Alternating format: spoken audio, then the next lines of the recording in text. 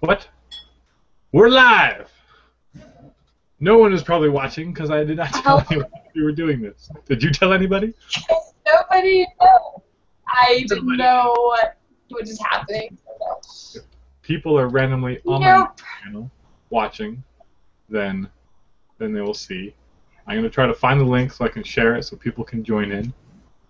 Until then, it'll just be people watching the... I don't know. What do you... Afterwards, the VOD? I don't know. I can't find where it is. Dang it. I'm not good at this technology thing. I usually am. I'm just too lazy to figure things out.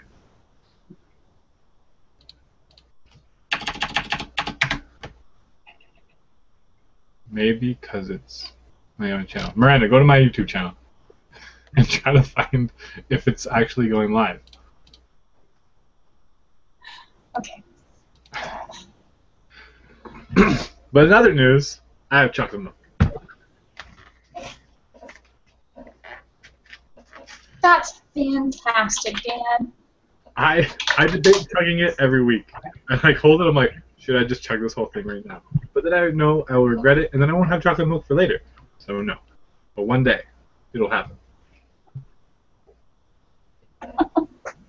On side news. Okay, Codex Dan. Hmm? I just drank this whole thing of juice. Yes, there is a thing that says Wargamers Hangout Episode 2 live now. Click on it and give me the link. I can't find it for some reason. This is my own. This is gonna be horrible. This is actually live. Like everybody's having to deal with us, like doing this. We're just one of those horrible shows that doesn't start till like 5 minutes in because we have no idea what we're doing. We're just talking about nonsense for the first one. I think if I'm involved, people are pretty well expected. I always told myself I'd never be one of those people. Wow, it's like I'm looking at you through a portal here. Oh my goodness, this computer is making me insane.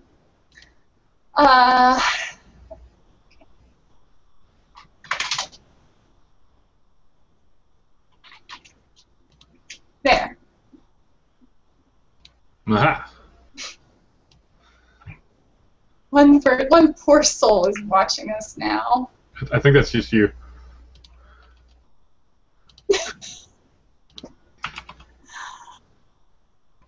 Yeah, that would be me. All right, it's all right.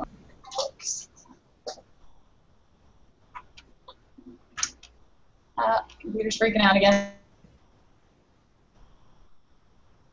They're really bad. Miranda, stay with us. You're boring real quick if I don't have. So what have you been up to, Miranda, besides pouring resin? There is nothing else. There's It encompasses all.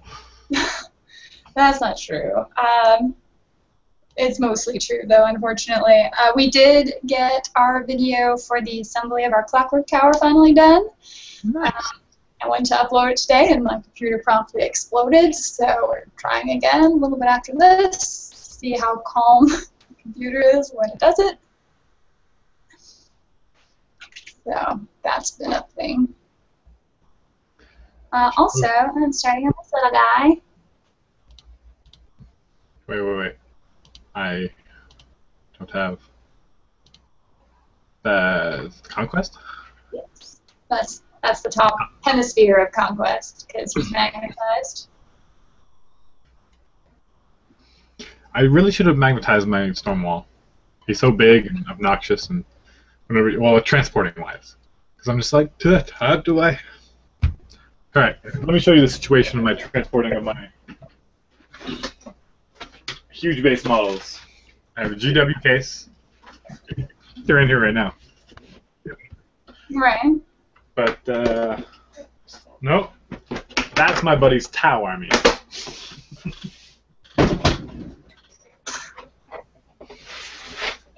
There we go. This one has a blue table painting sticker on it. Ah, lovely. All right. Basically, it's just a lot of foam. And Oh, man. kind of just fits in. What?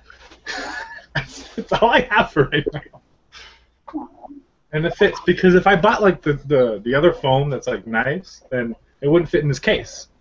And I have my other case, but if I put that big foam, then I can't fit all the rest of my army. So it's kind of what I gotta do. But it fits everything. There's 2 upside down Storm Striders. The Storm Striders I was smart enough to magnetize. Although I just realized that even after building and painting this one, it doesn't have the back thing that goes around it. Like this one. Like it's totally missing that part. Did you tell our lovely audience how your trip back from Adepticon was for your models? Did I? Have we? Anyway, No, you did. what happened was is that this thing was ripped clean off the base. I still haven't repaired some of that flock, and one of the legs was off. This one, although pinned and green stuff to the bottom and everything, one of the legs had ripped off, and that. The Storm Striders, the Stormsmiths were just completely gone. And their arms were flung off and everything. It was sad. But basically what happened is I have all this foam, and for just normal carrying around, I'm not like whipping it back and forth, and so it's fine. It works. It's a bit ghetto. That's kind of my style. If you haven't known that already. Okay. I make things work in the weirdest ways. So at Adepticon, going to Adepticon, I put way more foam in and everything, so they wouldn't move around at all. But it was just really annoying to get in and out. But then playing at there, at that point, I still didn't have a tray to put my army on, so I just brought my stuff everywhere. So I brought less foam so that I could get my stuff in and out of my case pretty easily. Makes sense thus far, right? Yes. Then the fateful moment when I forget to put in the extra foam when I fly back to Canada. And then when your suitcase is in a plane, it does go like this. And my models broke accordingly. So that is why I need a better case.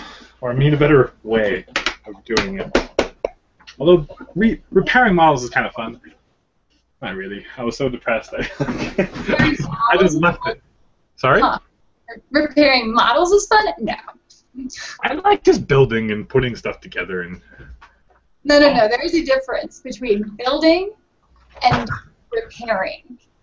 well, repairing is like pseudo building. You're like, I'm building it, and you're like, oh, it's already painted. And you're like, oh, it's like when I built it, except all over again. What a waste of my time. I guess that's true. We have more peoples. People are joining in. I'm so excited. Models? Are you playing the video? Or are you playing the Hangout? I refreshed it to try to get comments. There's no comments thus far. That's okay. Because we haven't said anything interesting yet. Yeah, I don't even know how to. Owen had it last time. I was gonna send a message to Owen. He can join in and figure out the comments. Did you figure out the comments last time? Yeah. No, he was good about that.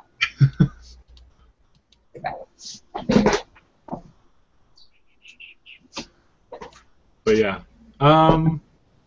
But basically, I haven't done much hobby-wise. Although I've been playing a lot.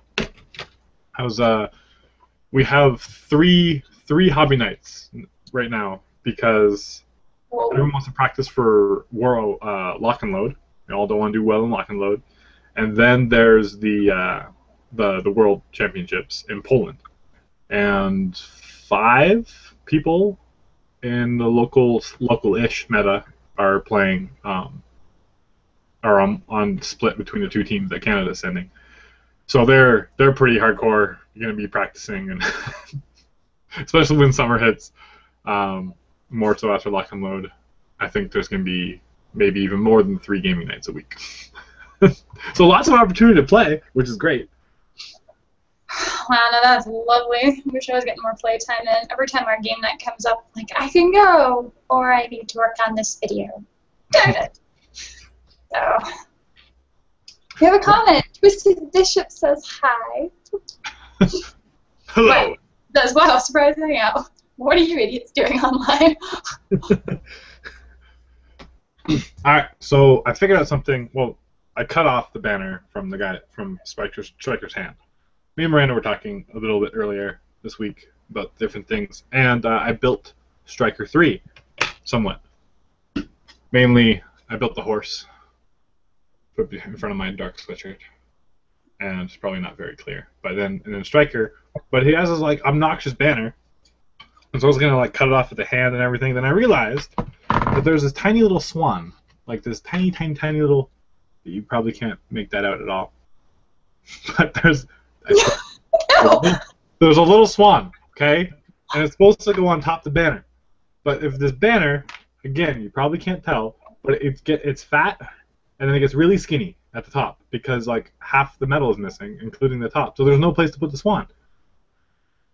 So I requested a new banner from Privateer Press. Very good. 2 banners. And by the way, Mars is joining us because he's awesome.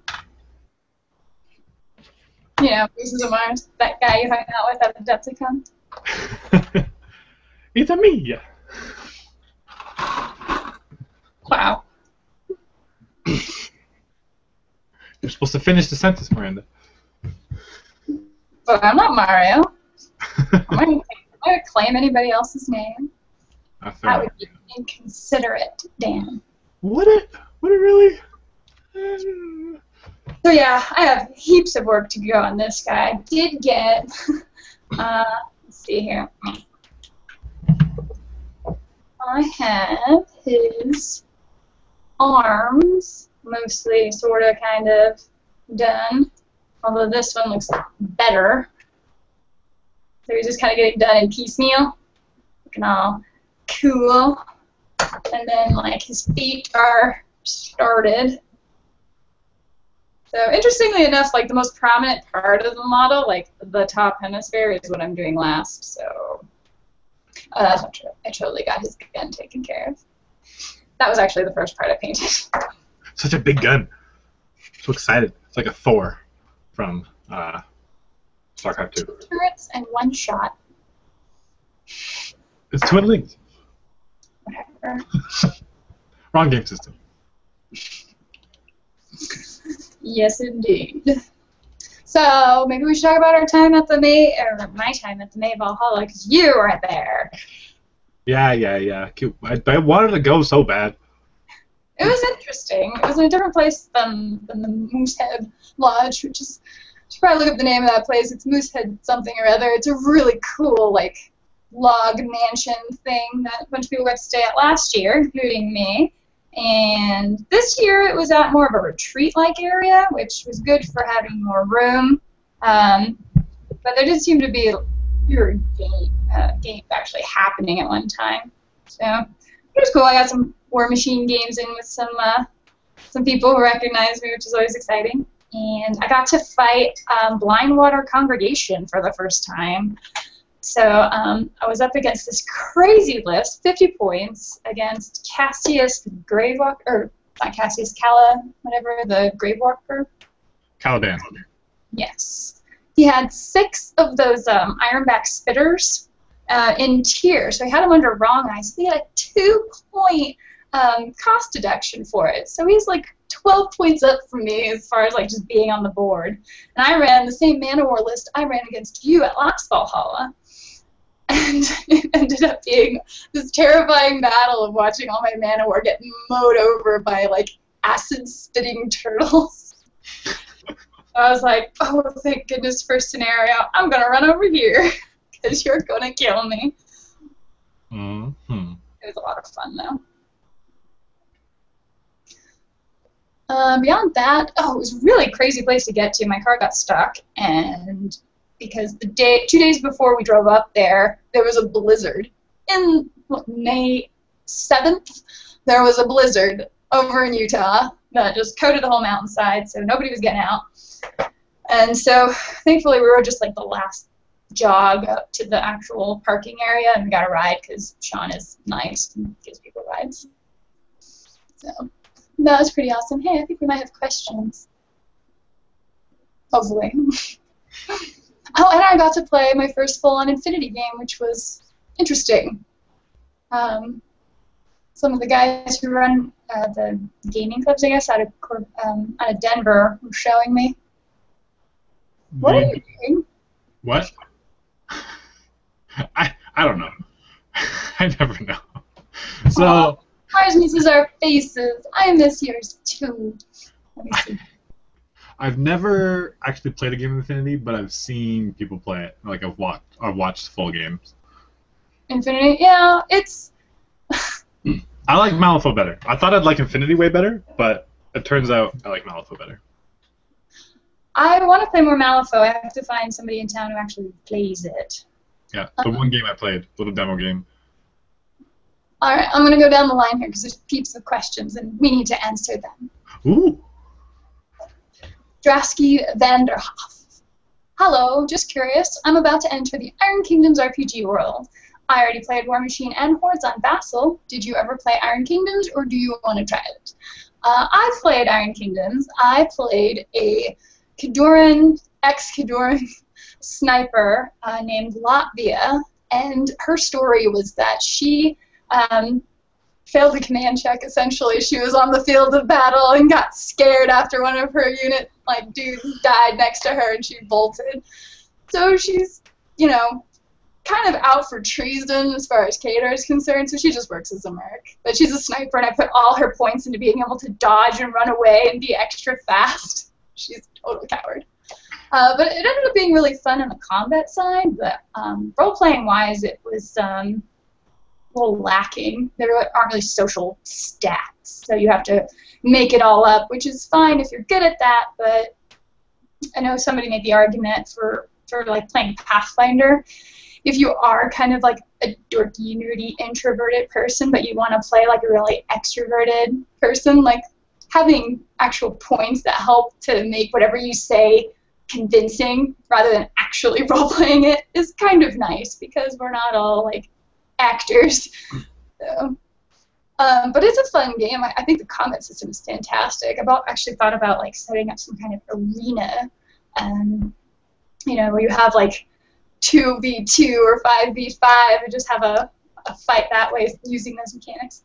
Oh, so it's actually like really developed, like the combat system? Yes, and it's super, super compatible to War Machine as we know it. I mean, you're using a lot of the same stats, and everybody has like a life spiral.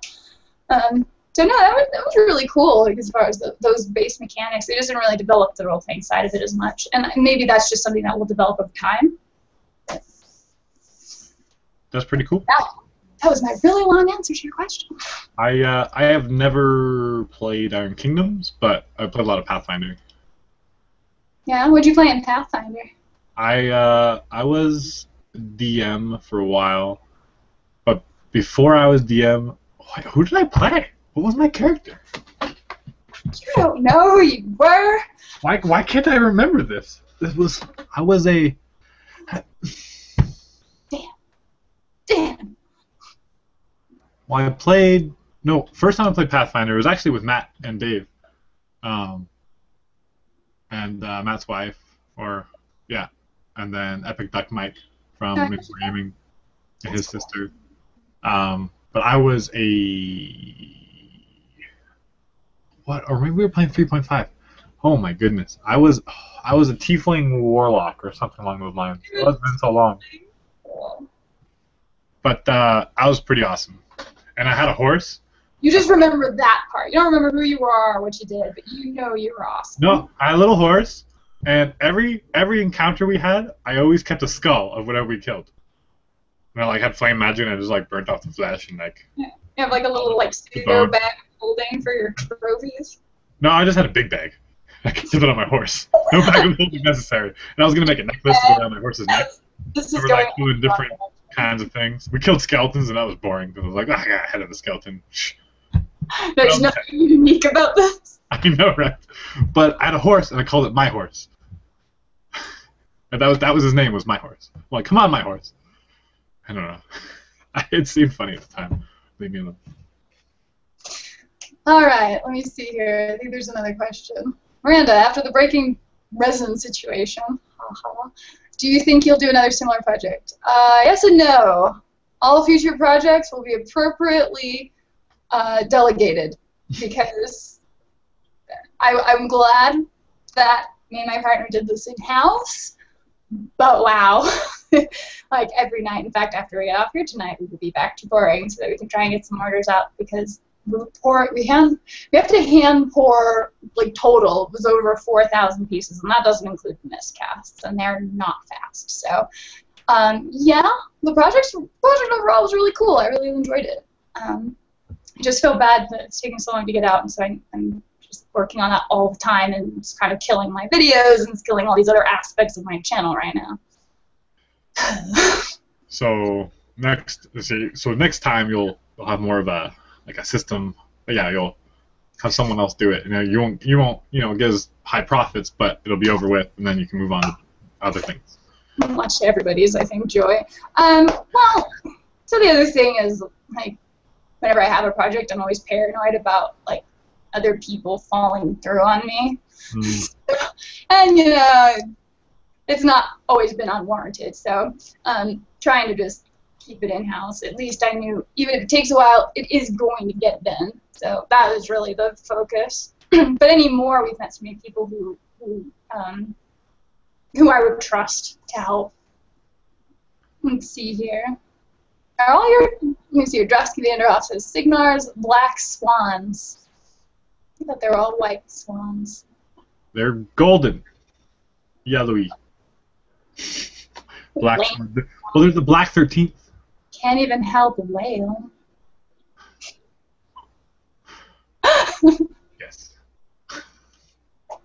Signar. I'm not into the whole Signar like fluff thing. I don't care. I just like Signar because they just electrocute everybody and it's hilarious. Yeah, I think it's kind of hard to build a list that way, though, isn't it? I mean, there are not a whole lot of options to just do the electrocuting, like, crazy list. That is where you are wrong, Miranda. I just built the list and tested it yesterday. And what was in this list, Dan?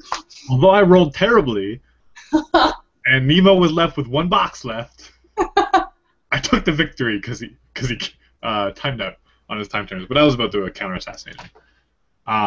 Basically, it is Nemo 3. So he's the one where he already has the attachment, Caitlin Finch, and she upkeeps, if she's within 8 inches of him, then he can upkeep something for free, which is amazing. Then also, if you allocate focus to a jack within 8 inches of Finch, it gets double. Mm-hmm. So there's no bonding, so you either allocate 1 for 2 or 2 for 3. Yeah. But still good.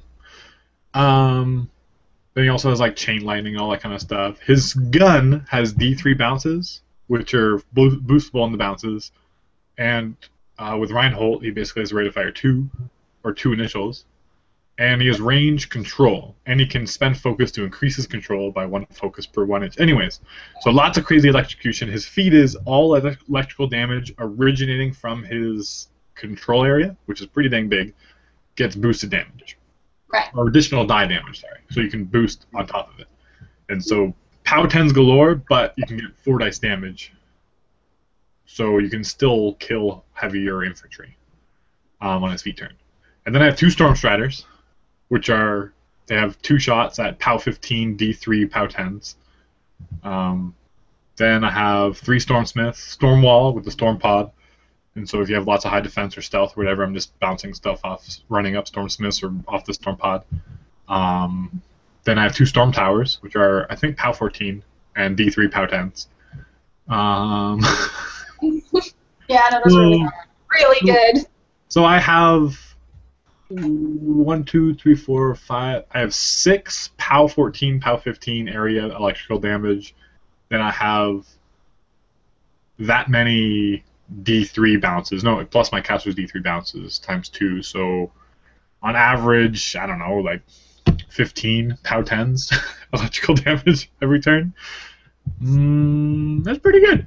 And everything's shooting from like range 14 or more. Yeah, so it's hard for things to get up and snipe you out. And the best part is that while within Nemo's control area, anything that's immune to electricity is not eligible for electroleaps. So normally you have problems because you're like, oh, I want to electroleap your whole army, but your guys get closer and then you just bounce into your own guys and it doesn't hurt you because you're immune to electricity, but their guys are safe because you guys are clumped together. But with Nemo, it doesn't matter. There can be like one guy and like 5 guys behind them. They're all like, nee. And then some guy like barely 4 inches away, just like, and just bounces right through them. Yeah, I know. And so it's great. It's fun, Kayazi. And this is why I play Winterguard Death Star. All right, let me see here. Beefcake Cephalax squad coming. What do you think of the Cephalax? The Cephalax? I think they're super cool. I'm sure a lot of them. I'm guessing it's gonna be like the Highborn are really connected with Signar. Like the Highborn is almost like Signar. Like basically, Signar can take everything in the Highborn, almost. But it's on its own faction with its own cool little casters. So I'm guessing it's gonna be like that, but with Cricks. And so they'll have all their own individual, mercenary casters. But a lot of the new units will be able to work for Cricks as well. Yeah. That's what I'm guessing. They seem to be going for a lot of like the disturbing imagery with this whole set too. I mean, I guess the Cephalax have always been around, but then really focusing on it from a lore standpoint. Or, like, could you imagine being in the Iron Kingdom's world and you're like, is there another evil thing like crawling out of the woodwork to make life hard? So I'm like, I know. Signar has it tough as is. We're like fighting all these crazy things, and then like, Khador's invading. You're like, what are you doing, Khador? There's so many other problems. That's true. Why are you trying to? I mean, if I was Khador, I would try to kill Signar too. It's a bunch of douchebags, but still. But we've got to prioritize. Nobody knew Crix was coming like this, and you know what? Spoiler alert: we're working together now. So. Man. I'm sure that will last only so long. Dire times call for dire... drastic measures in the there you go. Psychotic. I know these things, they just don't come out properly. Right then. So, yeah, there's our sort of thoughts on the stuff. So it'll be interesting to see. Do you know when they're coming out? I don't remember the release. Sometime, I think, later this year. Or no, they'll have a lot on Lock and Load, I'm pretty sure. Maybe. I'm not sure, actually. But, no, they definitely will, because, like, because they have, like, Lock and Load t-shirts that are all about the Cephalax, so. I don't know if they're publicly released, but they'll be available at Lock and Load, for sure. Right, yeah, I mean, it's part of pre-release stuff. Oh, and all those pins, which do look pretty cool. I know. I want a little iron planet. Another thing to spend all my money on, but dang it. I can pick you up some. Just tell me what you want. I don't know if you want me to do that. Just a line item list, all of them. Well, this is... I don't know if this is easier or more complicated. I'm really excited for Lock and Load. It's soon. Yeah. Like 3 weeks? Yeah. Yeah. We'll have to 3 weeks today. All the details. Yeah, I'm driving out. It's gonna be great. For you, is it? Sorry? Won't be that far a drive for you, though, right? It's still like probably around 12 hours, maybe 10. I don't know. There's gonna be 4 of us driving, so we can switch off, and gas costs will be cut, and hotel rooms, and gotta you save up the money and then you spend all the money. Yeah. Wargaming hobby is not cheap. Let me see. Especially when you're a celebrity, you have to travel everywhere. You get invited everywhere, but I pay for all my own gas and transport. And usually admission. Let me see here. Dan, is there a place you'll post notice of these chats? I almost missed this one. Poor Twisted Bishop almost missed out because somebody can't schedule. Okay, so what happened last week or 2 weeks ago is I tried to schedule it, and I was like all there, and okay, everyone could see it, and then I'm like, I started, and I just started a new one. I didn't use the one I used, and I was like, what? And I've been so swamped with crazy stuff this week that I didn't spend the 20 minutes necessary to figure out how to actually do it. Then I was going to do it yesterday, and then people were like, "Hey, we're gaming," and I was like, "I kind of want to play War Machine," and so instead of doing that, I went out and socialized and played and tested. Socialized? What do you think this gaming business is all about? I know. But it's awful too because I was gonna edit my video. Okay, so side note. Okay, so eventually I will figure out how to do the pre-thing and everything will work, and you will have ample notice. So what you're saying here, audience, is that it's just all Dan's fault. I've got nothing to do with this. Yes. I left him completely responsible for handling this video. I did volunteer. I was like, don't worry, I'll take care of it. Squirrel. I love Up. Anyways, what was I gonna say? Oh yeah. So last weekend I went to Graton, which is the big Alberta con. Although we have another big Alberta thing coming up. Yes. Like a invitational thing. But anyways, it is a War Machine weekend qualifier this year. So that was awesome. So whoever won that, Masters qualifier gets to go to St. Louis and play in the final 16. Pretty awesome. Because people, you go to Adepticon, you go to Lock and Load, you go everywhere. And although Iron Gauntlet is like the privateer press one they're pushing, and it's still pretty prestigious, it's so wonky that a lot of people just are like, it's still the Masters. Masters is the competition to win and play against. I mean, and take nothing about Iron Gauntlet because they again are very good players and do all that. Still good, but at least in my meta and people I talked about with it, more like the Masters is the one to win. Is the thing to win. Oh, again, and the World Championships, of course. But here, anyways. I had the cool idea while I was driving to the event that, hey, I should film the final games. And then I can edit them up and maybe make them more interesting to watch. Because right now there's, Matty K, who films all the, a lot of the high-end games on endgamegaming.net or .com. And it's just raw footage. He has like a cool little GoPro, like little mic set up in his laptop. He films 2 games at the same time, and you can watch. He just uploads it as it is with the audio, and you can just watch the game. And it's really long and really boring unless you're like really into that army or that matchup or whatever. And so it's kind of hard to watch, but also very interesting if you're at that level and you can kind of understand everything that's going on. So my attempt was, I filmed it the same way because there's really no other way to film it because you can't really interfere with the players. They're on death clock and everything's, all people can stand around but they can't say a word.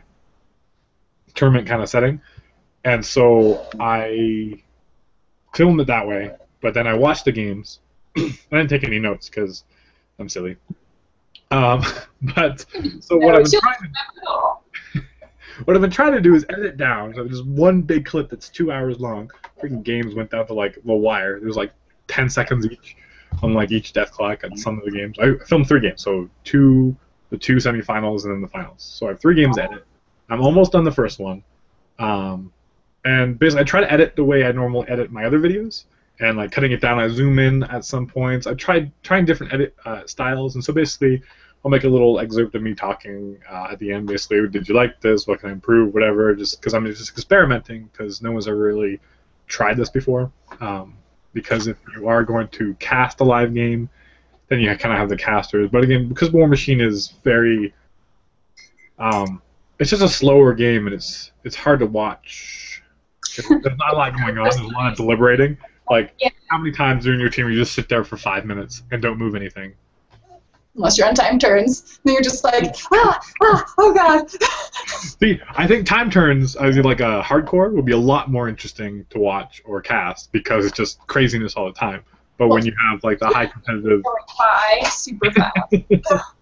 But when you have the death clock, you have that beginning time to, again, more strategize and think out your turns a little more before it really comes down to the crunch. Yeah. Because most games don't go to the super end of the death clock. But anyway, so I'm trying to edit down like I normally do, speeding up different movements, and again zooming in or out. So we'll have to see. Hopefully I'll have it uploaded by the end of the week. Wow, you're so much faster than me. But the most challenging part is I'm almost done editing like the video, but then I have to cast it and try to be interesting for like it's probably going to be around 45 minutes to an hour. So I'll probably do it in spurts and not do it all at once. And remember all that's going on. Yeah. So that's the big challenge. Is see if I can actually do that, because editing it down just like that could be cool too, just on its own. But just explaining it, so basically anyone watching can get a gist of what's happening, or beginner players can understand what's happening. What's nice about your battle reports, Miranda, is that like it doesn't matter who's playing. Like someone could never have played the game before, and you can still understand what's going on. Why, thank you, Dan. Your check's in the mail. Yeah. Here, let's answer some more questions because we're getting ahead of us here. League of Legends meets War Machine? Nice idea. Thanks for the answer. LOL meets WM. Warma Hordes, WMH. I've never actually played League of Legends, so I don't know. I played it once. No, maybe like 5 times. I played it like once, like 1 week. Of like, make up your mind. And then, no. Who has a mind?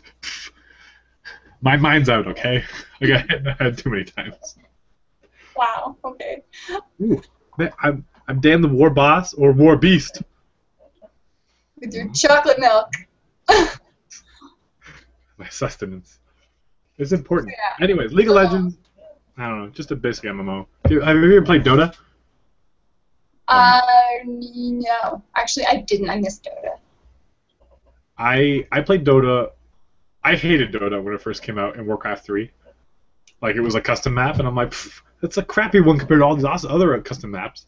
And then I like stopped playing Warcraft 3 for a long time, and then I came back, and it was just all Dota in the custom games. And I'm like, what? What is this? And then I just kind of started playing a lot. And then Dota 2 came out, which is the exact same game with a few more balance changes and better graphics. League of Legends is just a spin-off of that is making bajillions of dollars because they got in there first. Yeah. It's just that type of game. It's easy to play, easy to learn, hard to master though. So there's also the competitive element. Yeah. But it's just a team environment. It's just less pressure on you. You try to play StarCraft and it's like one-on-one, and you're like crazy anxiety.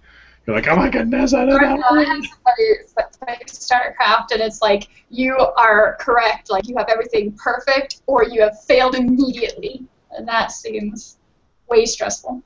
I love it. It's so much fun. It's my type of game. But anyways, yeah, League of Legends. I guess you could make that relation. Wait, what was that referring to? We're talking about what? I guess it was maybe a mixture of the two. I don't know. I'll be curious to see how the actual War Machine video game plays. I'll be in the beta soon because I bought into that Kickstarter level. Anybody in the audience, because I know Dan didn't get into the Kickstarter at the beta level. It's 2 hours too late. Me and my procrastination. Chocolate milk distracts me every time. I hope we're friends forever so I can remind you every year about this. Let's see here. Dark Side wants you to know that, hey Dan, just sitting here building a 40k deathmatch ring. Got the idea from Dave last week. Nice. Deathmatch. It's like a mini little kill team. Or I think, yeah, it's just, small amounts of models. We just hack at each other. Yeah. Know what I miss? Skaven pit battles. Rats? You have giant rats and rat ogres, and like you have your team, and you like build it, and then afterwards you get like different credits, and you can try out mutations on your rats to make them better. And like a team, and there's like a chance that your mutation goes terribly wrong and your rat dies, and you're down a rat, or it works and you get like an extra head, so you have more attacks. Like you can put like an explosive detonator inside one of its chests, and you don't know when it's exploding. You just like run them up, and they don't know which one has it, but they're kind of suspicious. Oh my! And I don't know, it's just hilarious. And you just keep on mutating your rats in your team. You have to have like a good like dozen people, or at least like I don't know, at least half a dozen people in the tournament or in the league, and you just play these little tiny little games, and you just it's like gladiator combat. But it's like competitive, even though it's totally random. Like you could totally get shafted on the random roll, or totally buffed on the random roll, and you're like run through. Well, I mean, it's a very small chance that you get, you know, screwed over. And then I mean, it's just dice. It's just on the field and off the field. It's just a random factor that no matter what you do and how well you plan, the dice can fail you, and it happens, or the dice succeed excellently. But yeah, I've been thinking about it for a while, trying to play with a few people, and getting like a little Skaven like gladiator arena built and everything. Maybe like commission somebody to build it or something. That's in the far future. Well, enough stuff going on. Indeed. All right. Dan Reeves asks, "Hey, do you guys know if the Geterax stat card is in the faction deck? Missing the card and wondering if you guys know if it's in the faction deck for Circle. I have no idea." Getterix. That would be Mark 1 if it was in the faction deck, wouldn't it? No, faction deck is anything that was released before Wrath and what's the Horde's version of Wrath? Dominion? Yes. If it was released, if Getterix existed before Dominion, if he wasn't released during Dominion or after, then he would be in the faction deck. There's websites, though. You can buy just one card at a time, so if you're just looking for that one card, then just look it up. They're like $1. Let's see here. Twisted Bishop again. "I looked into casting Resin model statues once. It looks like a lot of work." It is. Especially if you're trying to eliminate air bubbles. So what we do, because we had that exact same problem with our models in the beginning, we're going through and we're like, oh, air bubbles. Not okay. So we had to actually make pressure tanks for them, and they're pressure cast in there to keep the air bubbles out. There's usually two ways you can do it. You can either suck the air bubbles out or pressurize the tank and push all the air bubbles.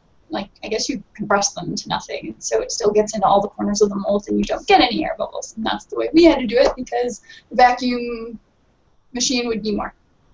But, yeah, so we actually have 3 tanks set up, which is the other reason why my kitchen looks absolutely criminal. But, that gets it done. So, yeah, once that was actually taken care of, it wasn't bad. And Resin, other than being kind of messy, is okay to work with. It was actually, it's the molds that take the longest, getting the silicone rubber molds, because they take like 2 days to make on each one. Dan, do you want me to send you my spare Sonya crew cards so we can play on Vassal? Mars is asking. It's tempting. You're on the spot. Gotta answer. Let's do it. I'll contact you after. Mars is being nice and offering me to demo me a Vassal game, which would actually be really helpful. Yeah, I've never played on Vassal either. Yeah.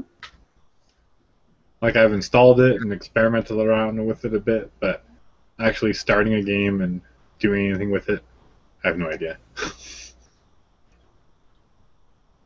And see, Big Paws is asking about Cephalax again, but we kind of already covered that. Although he's looking to play them competitively, I'd be curious to see how strong they are. I mean, I'm sure they'll get some love. So. Sean Harris, what is good starter jacks for beginner Signar players? Honestly, the battle box is great. The Ironclad, Charger, Lancer. You only ever need one Lancer, so that'll do you for basically all your armies. I don't know any army that would use 2 Lancers. There's some theme force that call for it, but those are terrible theme forces, so you should never have it. Lancer is super good. Again, some casters really like them. Other casters, well, they don't need them. Ironclad is just a solid cheap jack. It's great to learn with because it has, you know, cool special attack where you knock people down. It's pretty strong. He hits super hard. That's great. Chargers are useful in different ways. They're really like a focus hog. They need 3 focus every turn, and you'll find that that is really hard to do when you're trying to do all the other things. but it can basically, when it has powerful shots, and when it boosts once, it boosts to hit, it'll also boost damage. So it's really efficient that way, and it has rate of fire too. So you boost once, and you boost both the attack and damage. Then you buy an attack, and then you boost again. So that's 3 focus. But like casters like Nemo 2, his feat is you fill every jack full of focus. So you could bring like 10 chargers, and they're really cheap, and you're just like feat, and you're like bah, bah, bah, bah, bah, bah. And it's hilarious. And you'll kill any caster if you can align to him. What's the other jacks that are really good? Would be Stormclad. Stormclads are really, really good. Would you recommend Thunderhead right off? Thunderhead is debatable whether he's a good jack at all. What? Because he's a great jack, but he has a hard time fitting into forces. Because he does a lot of AoE damage, unless your guys are immune to electricity, he kind of has to go off by himself. You need a way to speed him up. If he just walks normally, then he's just too slow to do like super cool stuff. You need to be able to have something like locomotion or energizer or something to speed him up. What? So you're having to deal with a slow jack? Gosh. I know he's only speed 5. That's annoying. Yeah, Khador only takes like 1 jack in a list though, or should. I recently built a 50-point Harkovich list that has 3 jacks. 3. Yeah, but you have like Strakov or whatever, right? No, this is Harkovich.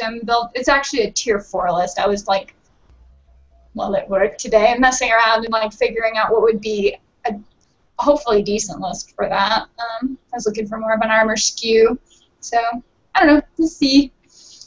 But for the most part, yeah, we're not running a whole lot of jacks. But maybe the Growlar will change that. I'm hopeful. Maybe.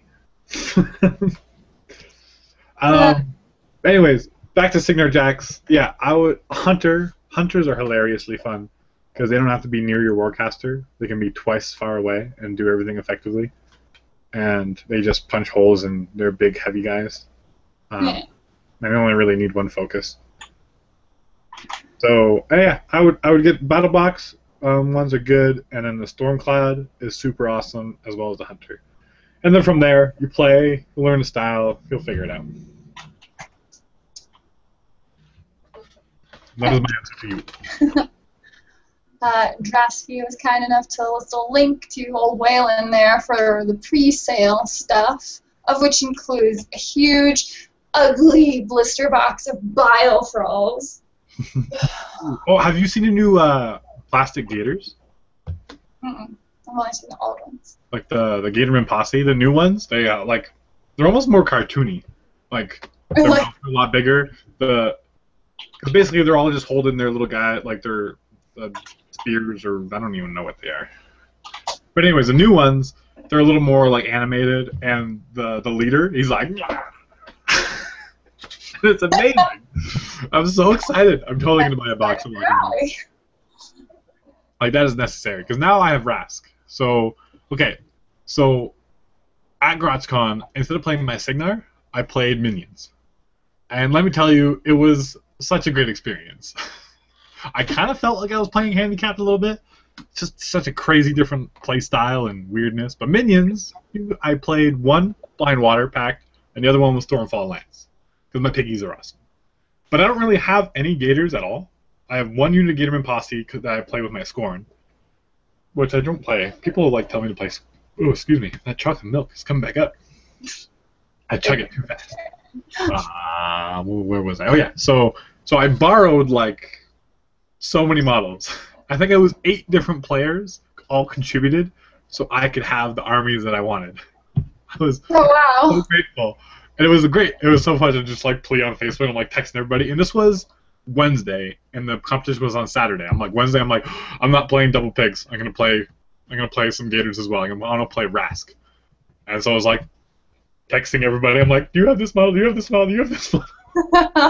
And then people are like, yeah, I have this model. And then like the day before, they're like, oh no, wait, I don't have it. It's with somebody else. Let them borrow it, and I never got it back. I'm like, no, the night before. Dan's great adventure traveling Canada to pick up his models for GratzCon. The Gatorman Posse minion unit does look pretty cool. You're looking at new pictures? Yeah, with the leader, very proud, on one foot. What you should do right now is you should go to screen share and then click on that, and you can show everybody. Screen share. Left. There's a monitor with an arrow. Experimenting.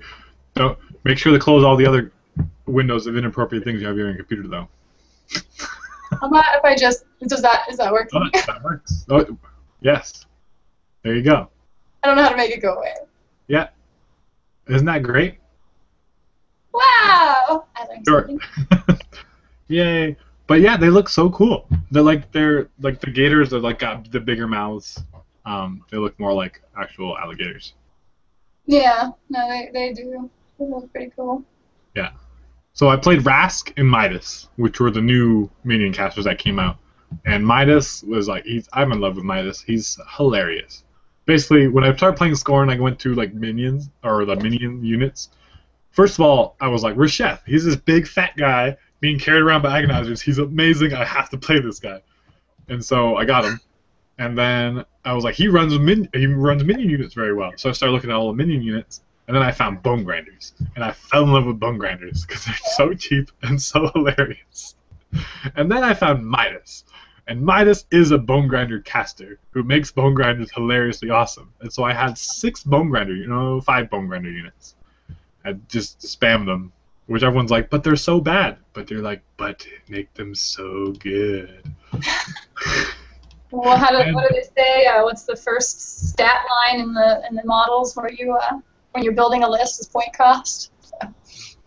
Yeah, 3 for 6. You have half a point for a model. That's a pretty good point cost. I should just spam whole cater list with just legions of mechanics. They're half a point. Just they need CMA. Yeah, mechanics are what's their stats? Not amazing, although not terribly bad, because everything in Khador is kind of dangerous.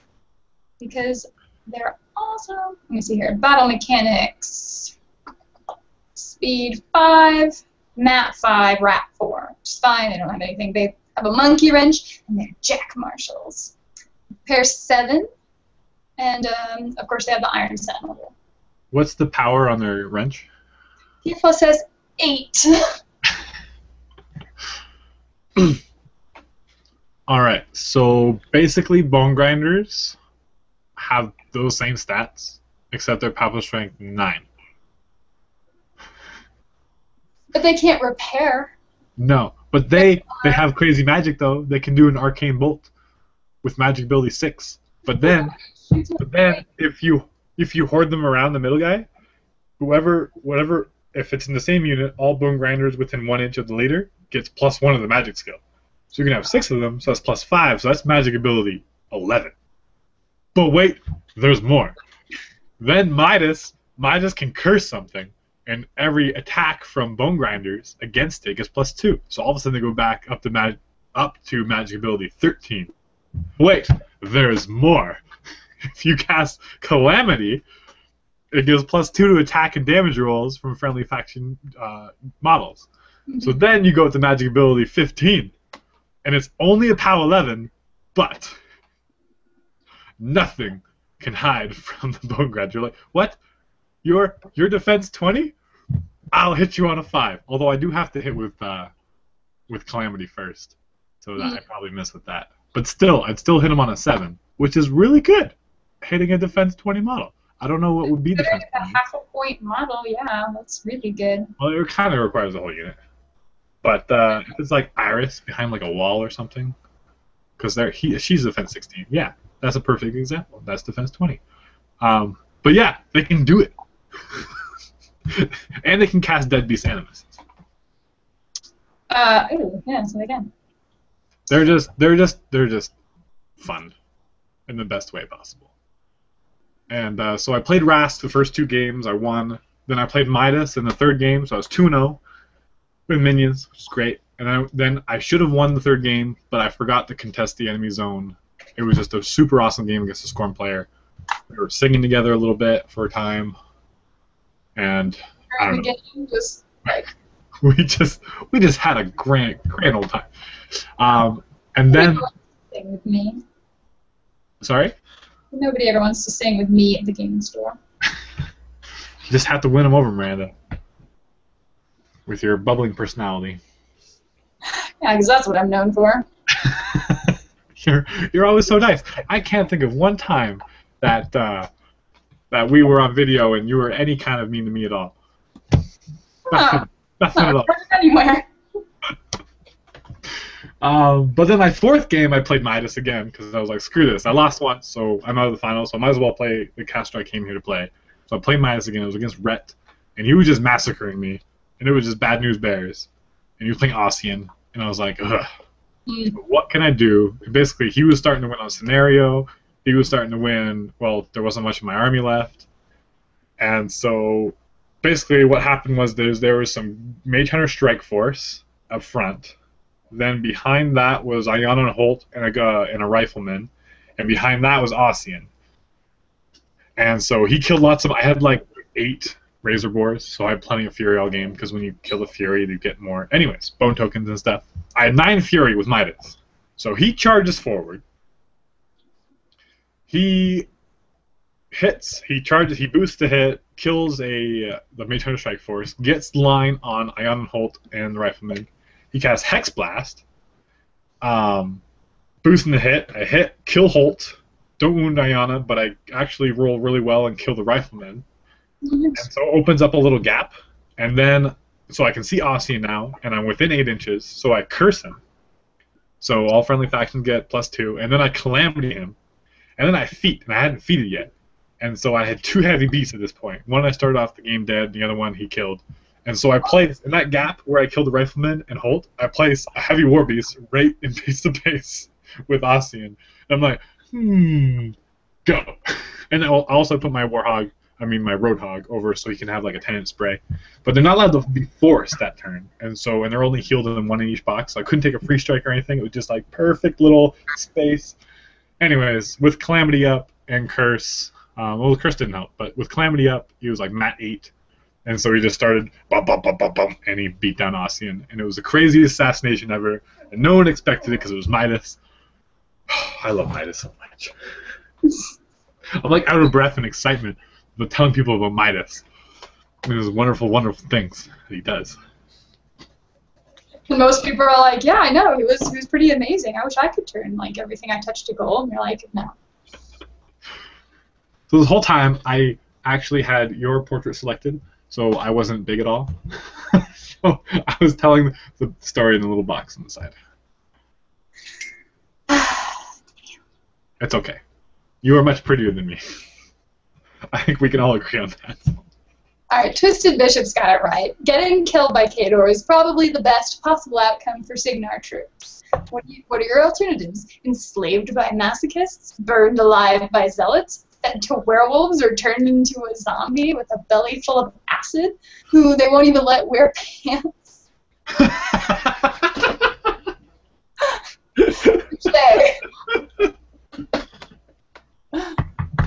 I love it. That is so true, actually. You're right. A Khador death is a good death. At least you're being killed by humans. Mm-hmm. Alright, so it looks like there's more questions. Everything has not loaded. Let's see, I guess I will be the elephant in the room. How do you both feel about 40k 7th edition? Any thoughts on leaked rules? Loving the hangout. Thank you. For me, the jury's out. I've played 6th edition like twice, so changing 7th edition isn't going to mean a whole lot to me. But I guess I might as well wait until it's out. I'm looking forward to the new edition. It might inspire me to start playing 40k on a more regular basis instead of just when I visit other people who are really excited about 40k.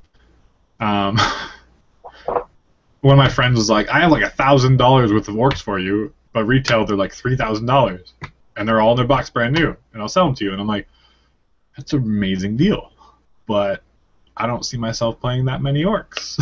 So, but the new edition, who knows? Because a lot of things might change, and again, a new codex coming out with the orcs that might change things for me. But 6th edition, I think 6th edition really ruined a lot of things for 40K.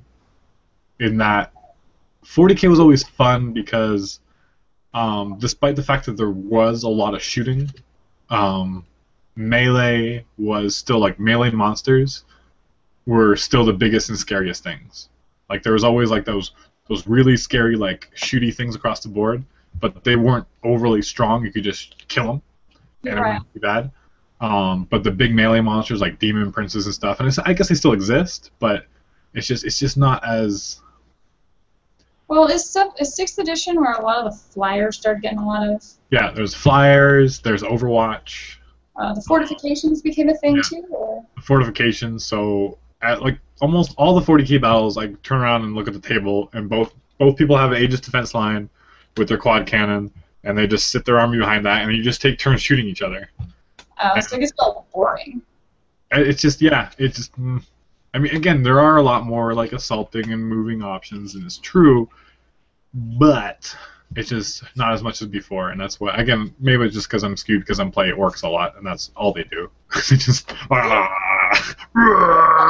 That's so, don't they? I mean, that's kind of one of the things about them. You have so many that they're kind of terrifying to even high point cost models.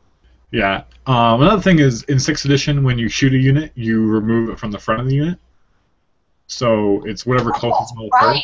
Yeah, I do remember that. So you actually can have like weapon crew people, your meltas and stuff, sniped off.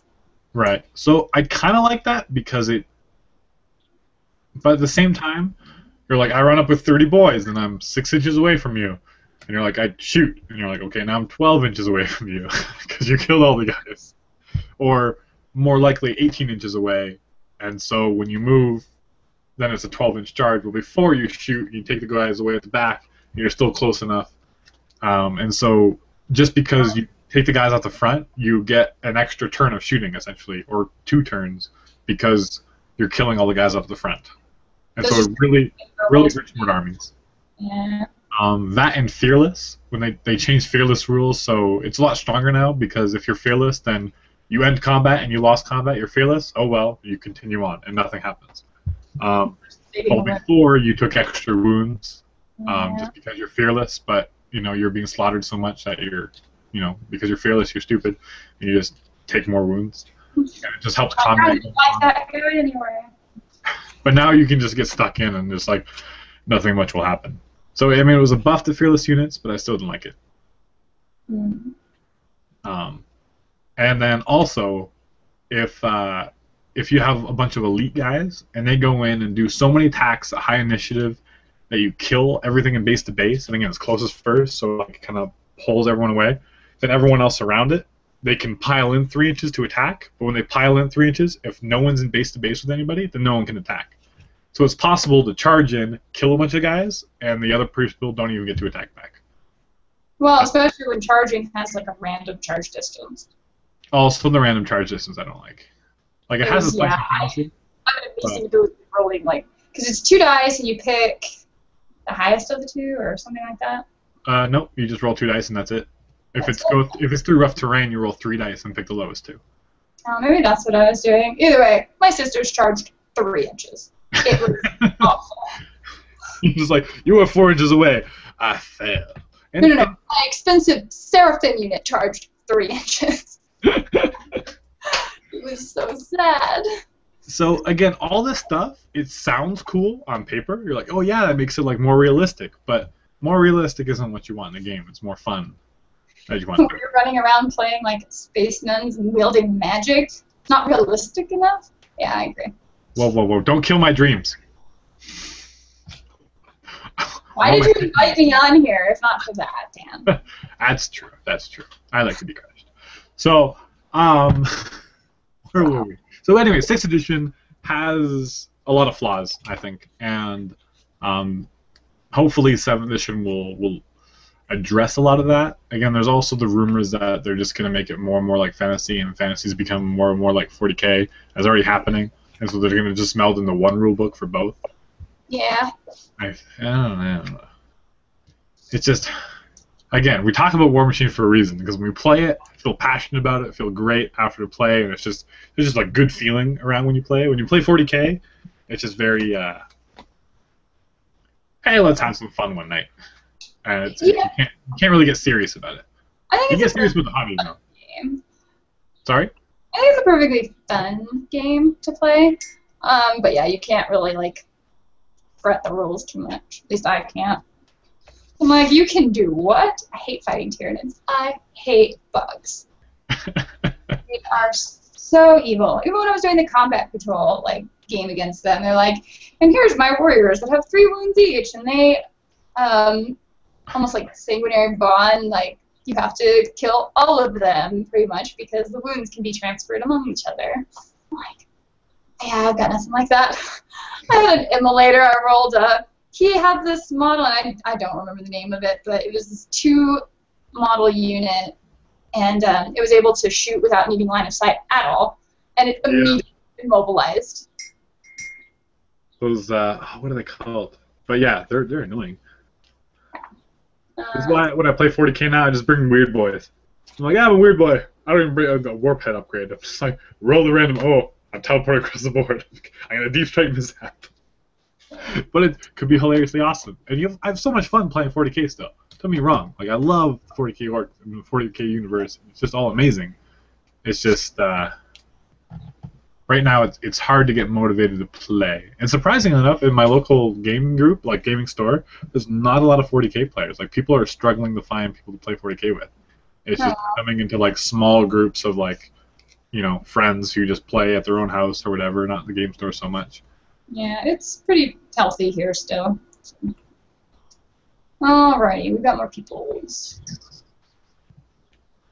Dan, have you seen the guys that bat rep on advanced maneuvers? Sounds kind of like what you're talking about. I guess where you're talking about recording it. Yes, I have seen some of them. Yes. Let's see here.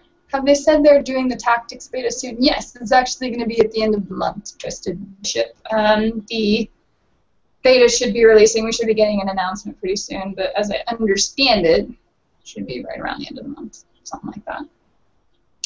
I got to imagine that the game is just going to be like Final Fantasy Tactics or like Fire Emblem. Well, that'd be interesting.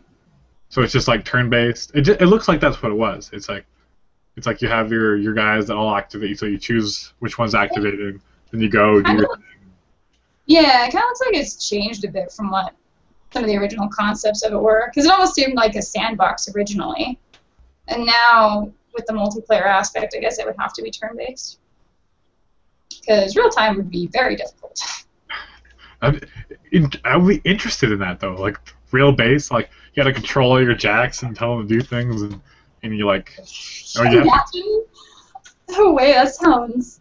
It sounds very difficult to keep up with, because if you have server lag, then okay. I know I allocated this, but yeah, you've already gone and done stuff. That was a big problem with the World of Warcraft arenas. My internet connection was not strong enough, or if my computer wasn't strong enough, or whatever, I was screaming fits in those all the time. See, that's the difference between you and me, Miranda. Is that when I start lagging, I go, "What's the problem? How do I fix it?"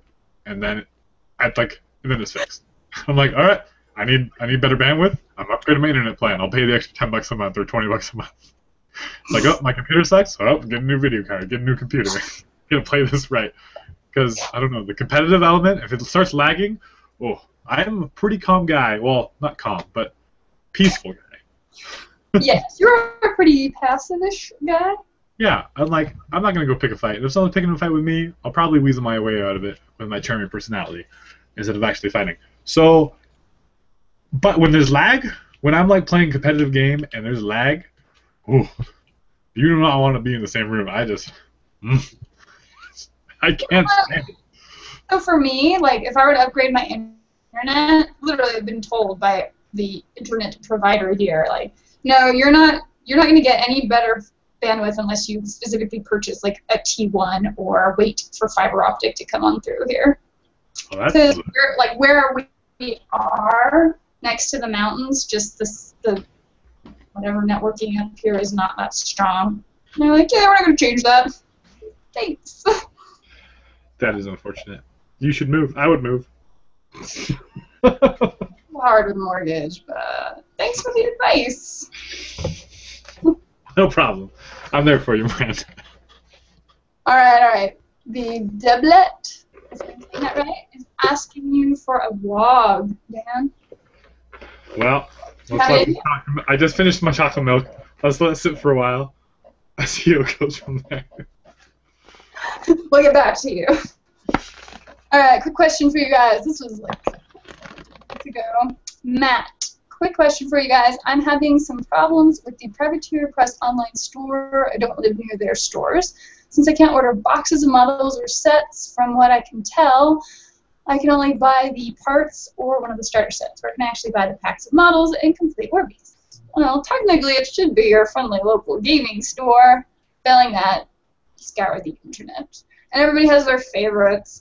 Earlier, Waylon was provided, and it probably just depends on what's going to give you like the best shipping deal, because that's kind of an expensive factor of buying models.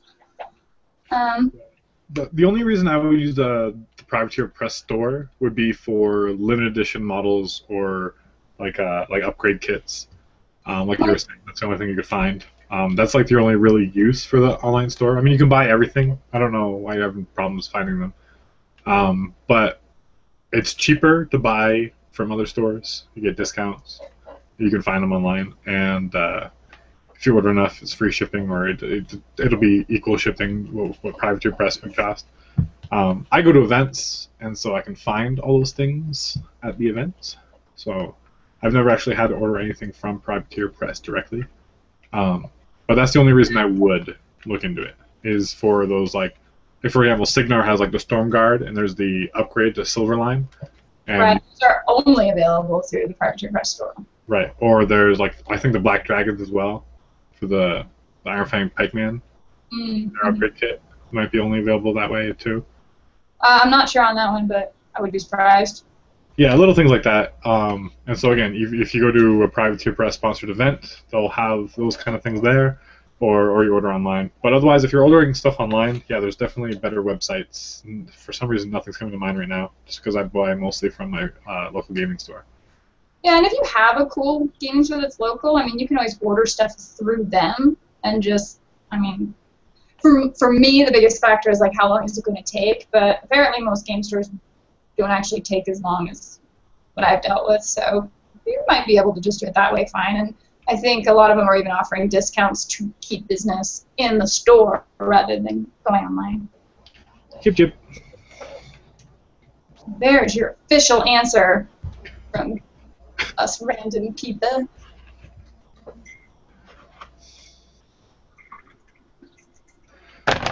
Oh, let's see. Nightmare is an amazing Jack. Amazing evil. I hate Nightmare so much. Okay, I have a funny story about Nightmare. So, right. I'm playing Striker 3 for the second time, and I try to bring Alexia and the Resin. So I'm like, I have a plan, because, yeah, so Alexia and the Resin, and I bring Murdoch to make the factions, so they have Assault, and dig in. Just so useless. I go from defense 10 to defense 14. That's pretty good. Anyways, so I have the Resin. I'm playing against E. Denny and Nightmare, and he like charges in, and like, it surprisingly doesn't kill my Defender Jack because he had something else prayed.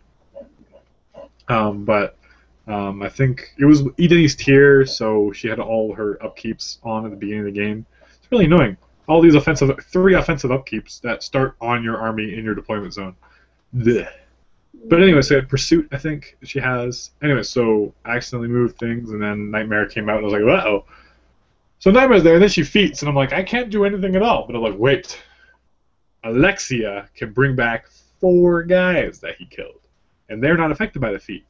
And so brings back 4 guys, and I put them in so they can charge the back arc of Nightmare. Not that it mattered, because then Striker went, and they were close enough. Excuse me. He cast Fury on them, and then it became power. What's the base power of the Risen? I think it's like 8. I don't even think it's that high. It's like no, I think it's 7. It's definitely 7. So then they become power 10. Yeah. And then I feated, and so then they all charged Nightmare, and so they auto hit, and they were power 10 weapon masters now. And 4 of them were able to wreck Nightmare. And I was like, yes. That's so satisfying. In fact, that might even lead into the next question of what's the meanest thing you've ever done to an opponent's army. That could be a legitimate entry. Wreck your army with Risen? Yeah, I'll find a way. Because they have like Mat 4. Yeah, no, they're awful, but at the same time, they're kind of amazing. Because I have CMA. Right. But the great part with Striker 3, because his feet, under his feet, they all auto-hit if it's a charge attack. So who cares about what their mat is? And then with Fury on them, they're POW 10, and so that's respectable. And they become Weapon Masters. So so it's an average POW 20 hitting models. And they all auto-hit. And they're all like speed 6, and so you pop them all out, and you just wreck somebody. And I would have killed more people, but again, Denny's feet just stuck everyone in place. Yeah, it's pretty... Meanest thing I've ever done to somebody. I know the meanest thing that often gets done to me, and I always make everybody feel bad, is when they start shooting my war dog. Like, really? You did the same thing!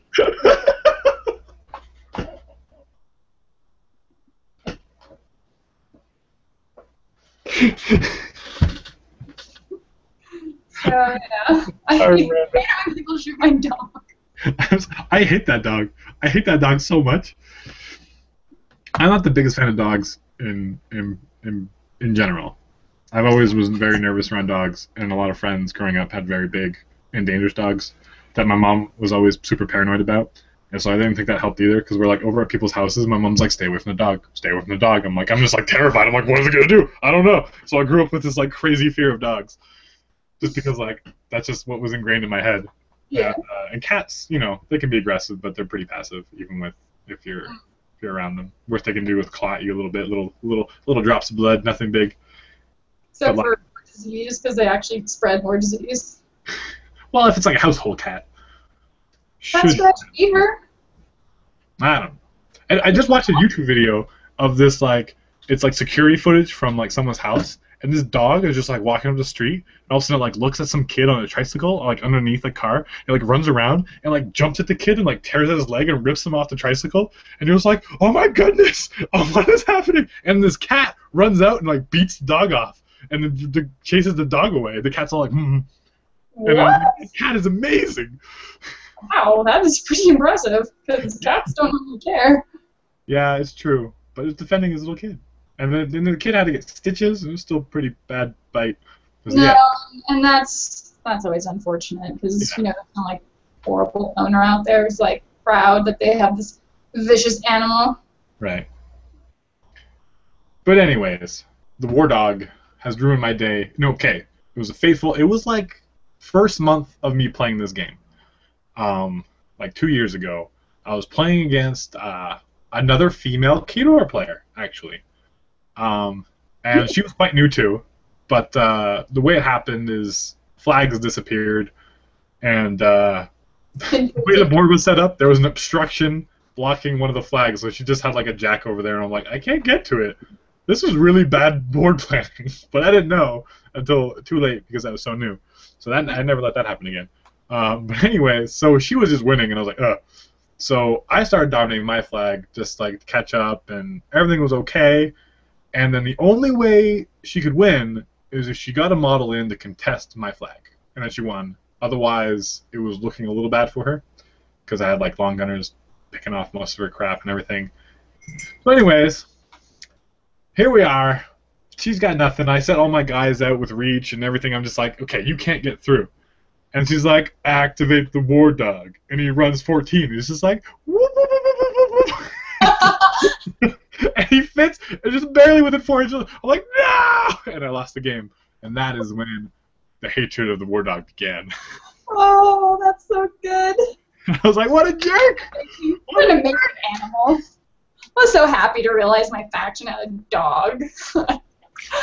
I knew I picked the right faction.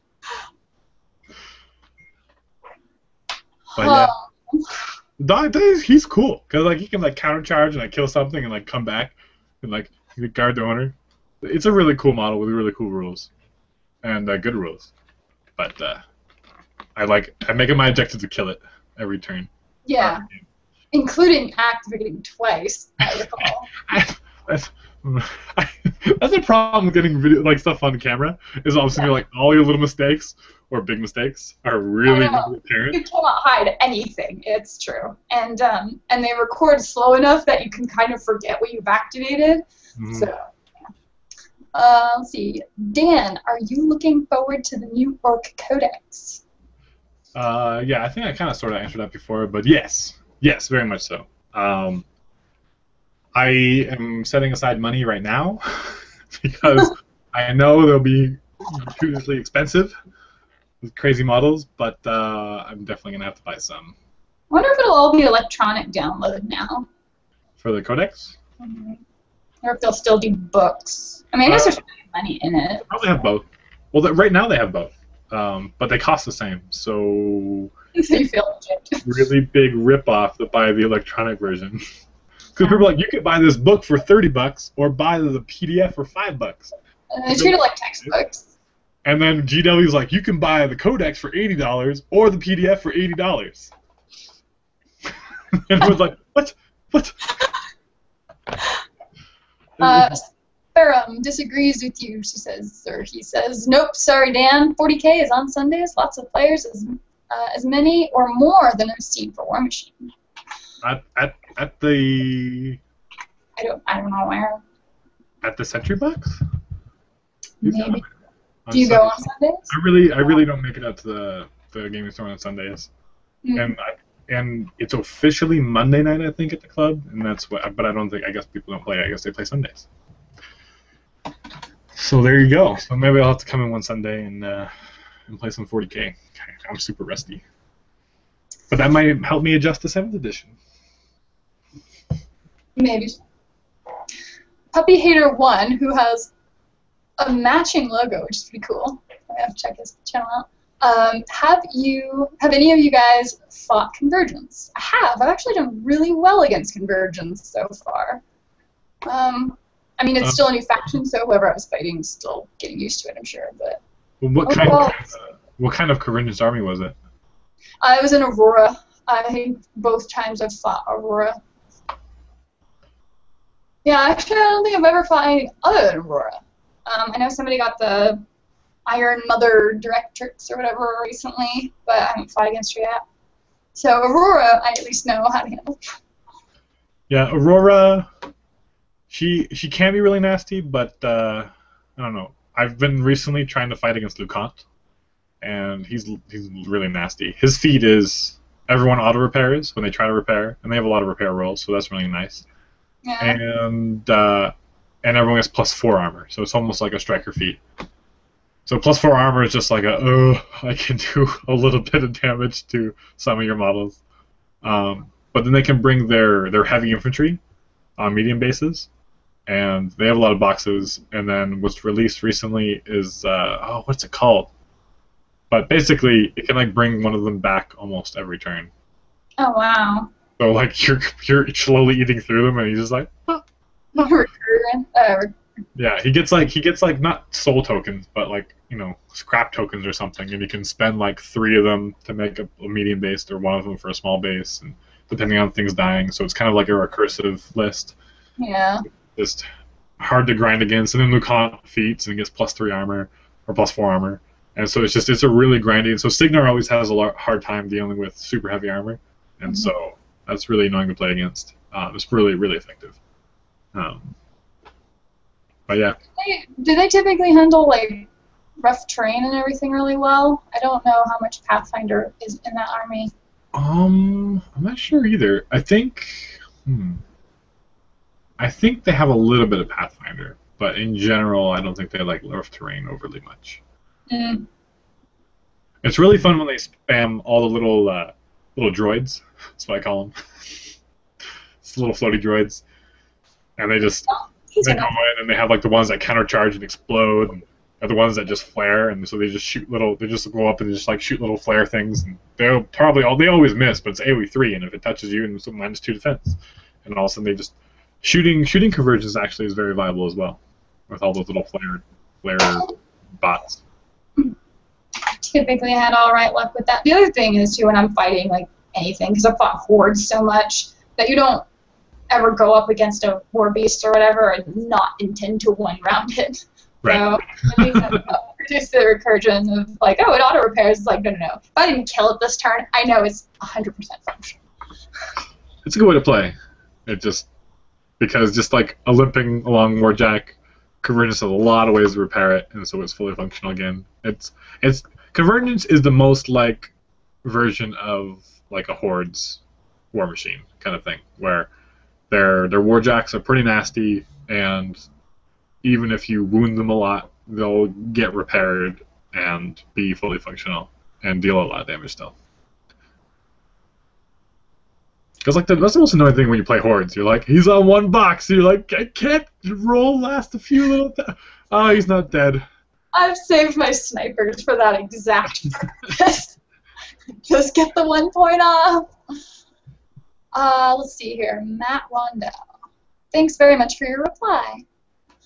I'll Google that stuff later.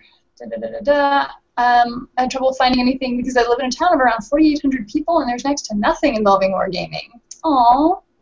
What is the most terrifying thing you've faced in wargaming/hordes to date?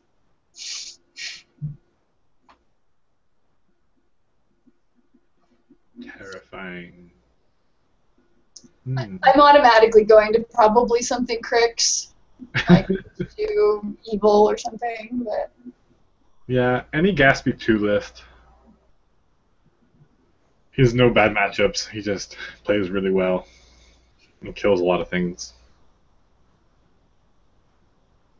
I don't yeah, like as far as anything scary, it probably falls under that. I've not enjoyed matchups against like Retribution before, just because they have so many little shenanigans. Like I hate Ron, but I hate him because he annoys me so much. Not because I'm afraid of him. I'm not like, oh no, I'm so scared on the table. I'm like, that jerk is on the table. Like, can we play something else? So. I usually get a little nervous when I play against Efior with Adjudicator. Because I'm afraid of those stupid templates scattering everywhere. And they always scatter on my support and everything's on fire. And everything dies. I'm left alone with my caster, and I'm like,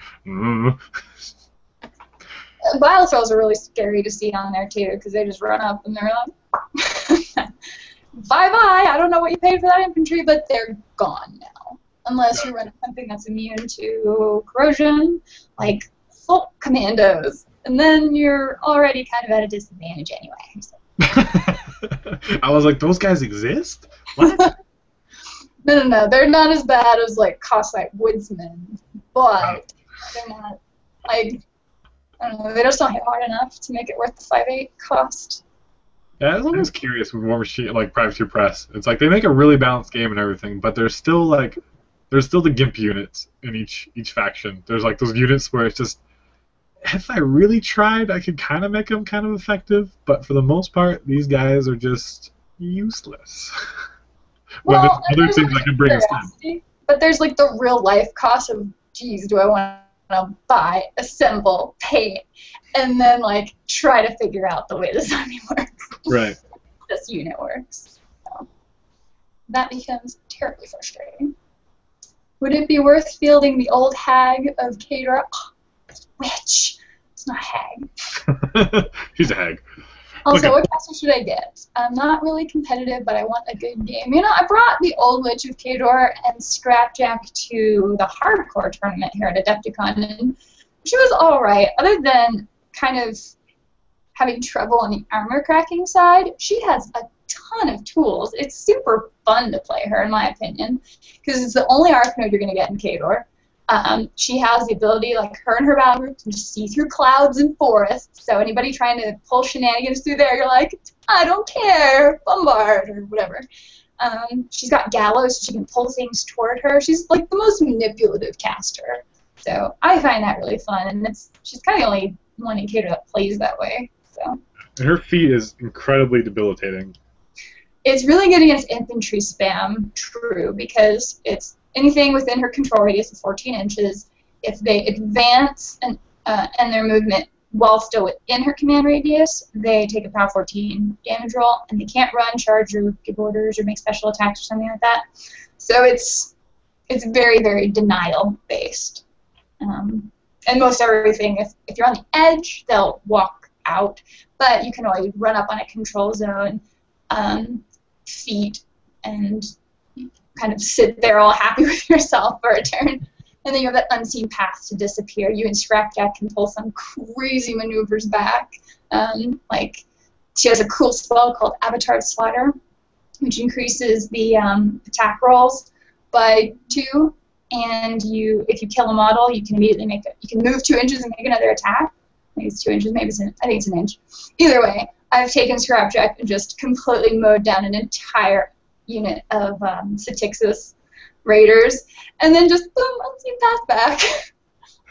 It's like no retaliation. It's very fun. Yeah, Old Witch kind of scares me actually. Played properly, Old Witch, I basically have to. It's hard to play attrition against her.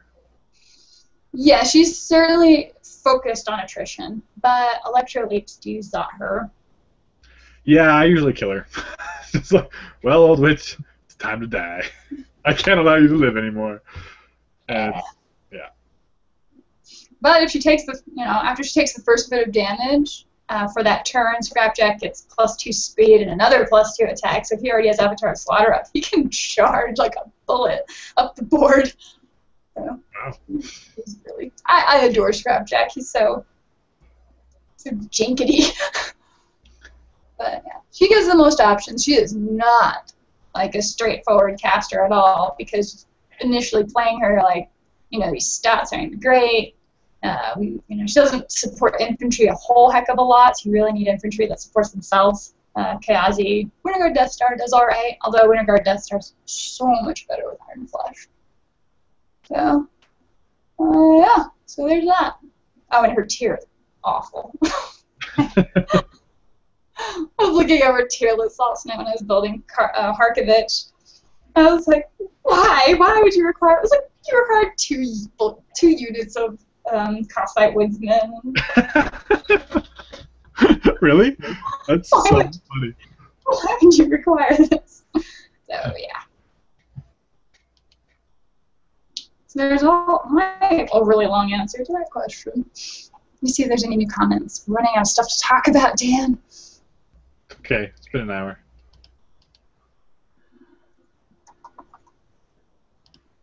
Looks like he's buying a War Dog and the Old Witch. War Dog is always an excellent choice. Even if you don't play Khador, War Dog is an excellent choice. He's like, doesn't he only have like 1 foot on the ground, and he's like way up on his hind legs or whatever? Yeah, he's kind of leaping. All my models, whenever they have 1 point of contact, are always sitting on rocks that like build up that point of contact more, because I don't need broken models, and I'm not exactly super gentle with them. So. You haven't seen how I play with my orcs. Okay, so this is why 1 point of contact sucks.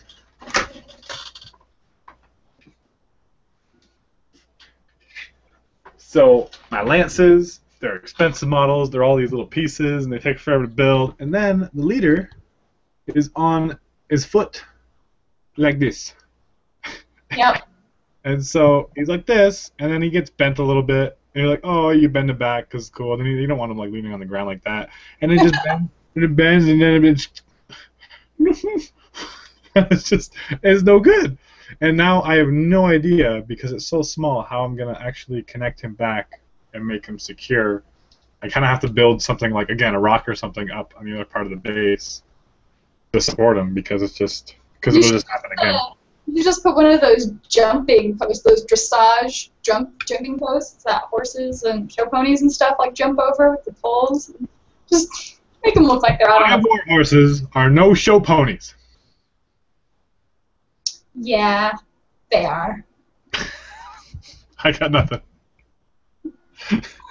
But a real horse, you show you Vlad's. I think Vlad's is a crazy show pony. Huge horse.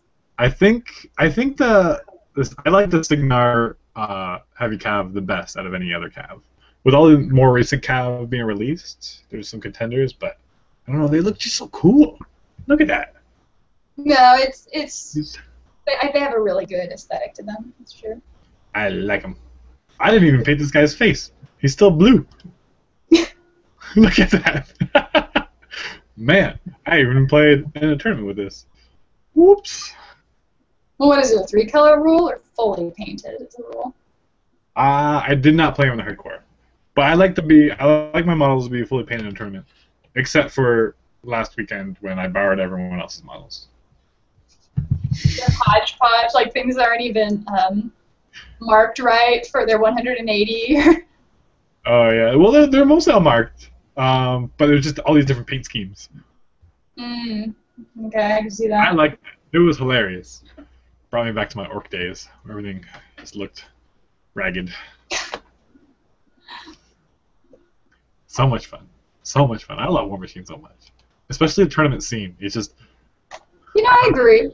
I am really impressed at the tournament scene. I really, really enjoy the friendliness of it. It seems almost counterintuitive because it is such a competitive game. You would expect almost more elitism or something, but everyone's like, hey, how's it going?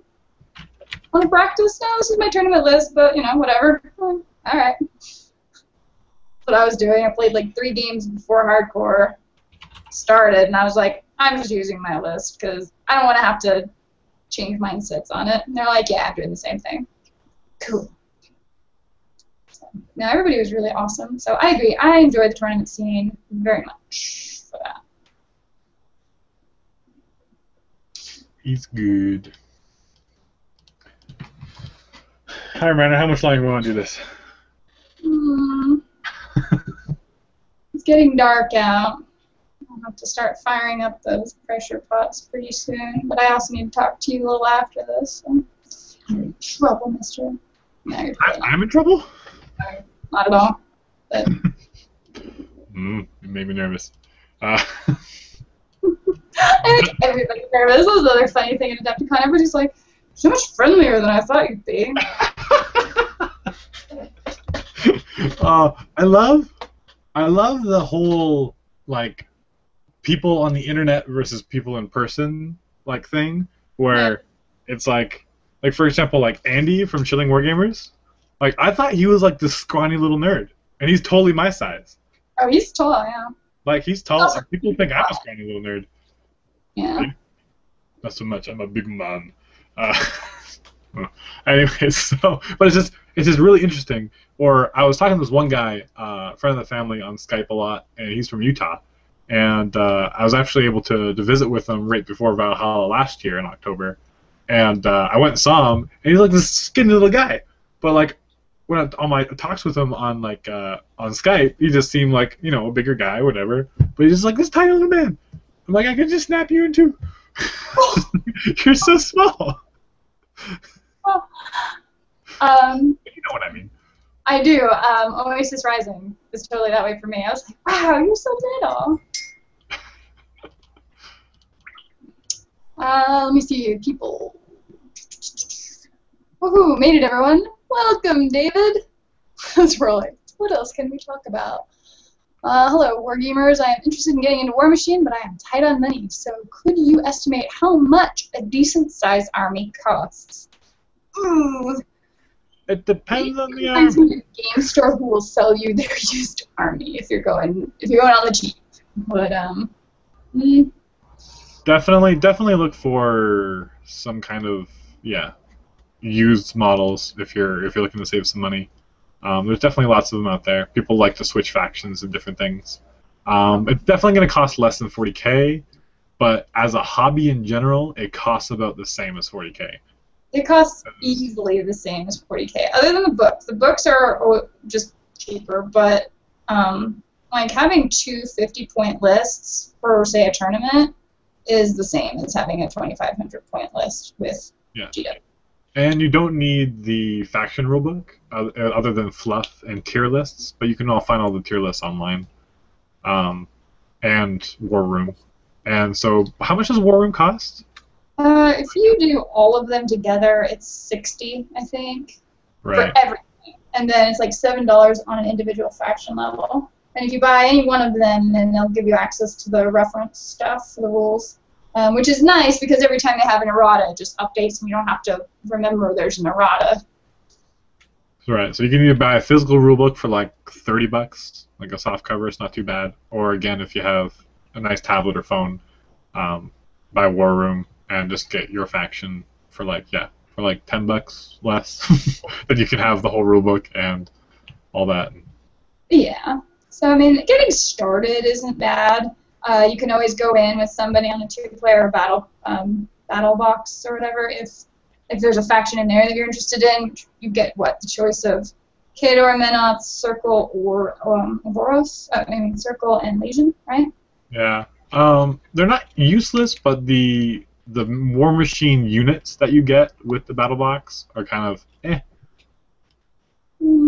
But it depends. It really depends on your playstyle. But for the most part, once you start getting a little more competitive, the War Machine units aren't the best, but the Horde units are still quite useful and good, in my opinion. Ooh, Christian Diaz likes pie. I love pie too. Okay, I like pie so much that I've sat down and ate an entire pie and a half once in one sitting. I enjoy pie so much that I respectfully eat it over time.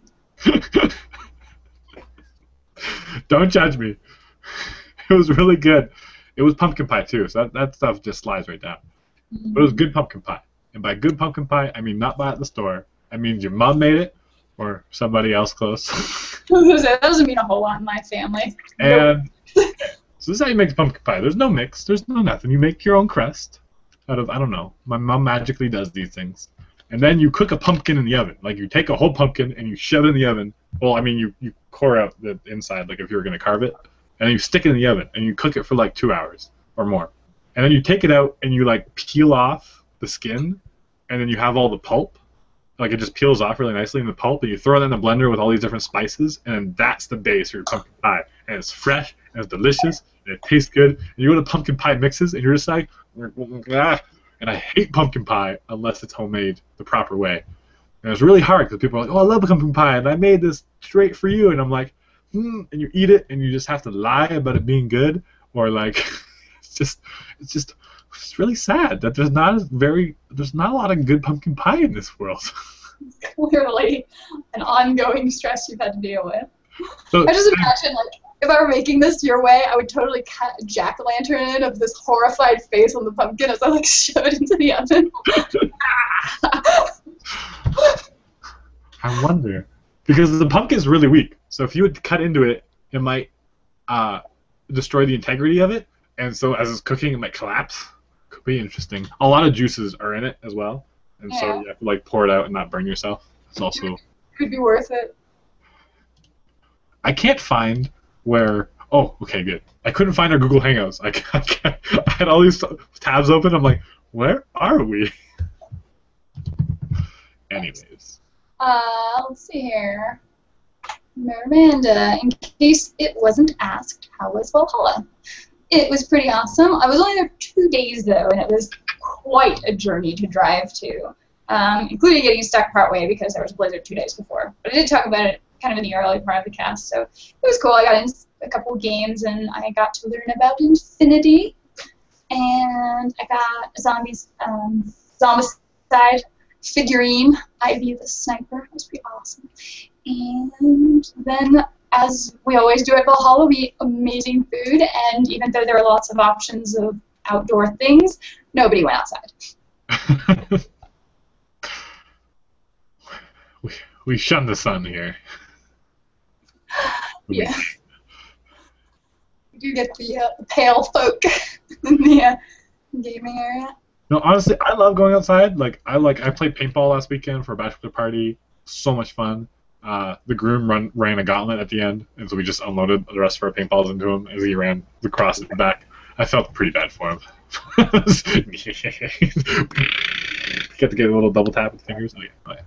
Oh my Good goodness. at paintball like that. There was a paintball thing over at Valhalla. A lot of people went to that. I didn't, and I'm glad because a lot of people came back bruised with welts all over them. Battle scars, Miranda. Battle scars. Things to be proud of. Show with honor. I would be running around if I could wear like full armor. I would do it. All you need is like a poofy winter coat. Those balls just bounce right off of those. Yeah. I was playing like one of those crazy tube ones that just makes you look like you're in walking igloo. Yes, one of those will work perfectly. I don't know anything like that. But yeah, I was playing. I looked really big. It was like my dad's coat, and it was like way too big for me. But I was like wearing it. And it was because it was cold outside. I just feel like running around, and I like feel it. It was like boom, boom, boom, boom. I'm like ha ha, and I'd shoot them, and they're like you're cheating. I'm like ha ha, and run. And it only lasts for one game because it wasn't fun. It was kind of fun for like 30 seconds, but afterwards you're like, I'm invincible. What? And then everyone starts targeting your head. And if you ever get a paintball in the mask and it goes in your mouth, that paint does not taste good. Or in your hair, and then you get the oily crap in your hair. Not good either. Everything about this sounds awful. If by awful you mean amazing. Oh, I love that kind of stuff. But and quadding, all this kind of stuff. But if I go to Valhalla to game, maybe a few hours do that. Like last Valhalla, I was invited to go to like Park City and go down like their big like luge slide, whatever. And it sounds like super fun, but there's just no time for it. If you want a game, last Valhalla was packed, and yeah, it really kind of was for the spouses and the people who didn't game that I think those events were geared for. Because a lot of those people went, and then everybody else stayed back. Or up on the second floor game room, just having a good old time. Valhalla is for gaming and war crying up the mountainside with Dave. There was no epic war cry here. There could kind of be, like, you could totally do a Ricola commercial up from where this Valhalla was. Crazy echo. Awesome. Oh man, so wasted. Man, that would have been an epic walk. It would have been an epic walk. Dang it! It had to be in. Maybe next year. But Dave has a way of like inspiring people to just be nuts, and I love it. And like a lot of the nuts that you see me, it's definitely me, but it's just Dave just helps it just come out so easy. It just eased right out. Like I don't even have to think or do anything. It's just nuts. That boy's got a high charisma score. It's true. Yes, he'd be good warrior. You wouldn't even have to play Pathfinder with a good charisma score. He just that. Actually, Dave's really interesting when he role plays. I would love to find out. We should totally have a role playing session. I know. Well, Sean did it last year. He did a little Pathfinder group. Yeah. Like at Valhalla? Yeah. Or... He did it. I remember hearing about that, and I don't know when that happened because I was up from like 10 a.m. to like 4 a.m. every day. I know. I was doing stuff, and I never saw this. Like, I'll sleep when I die. Well, you want to pack everything in.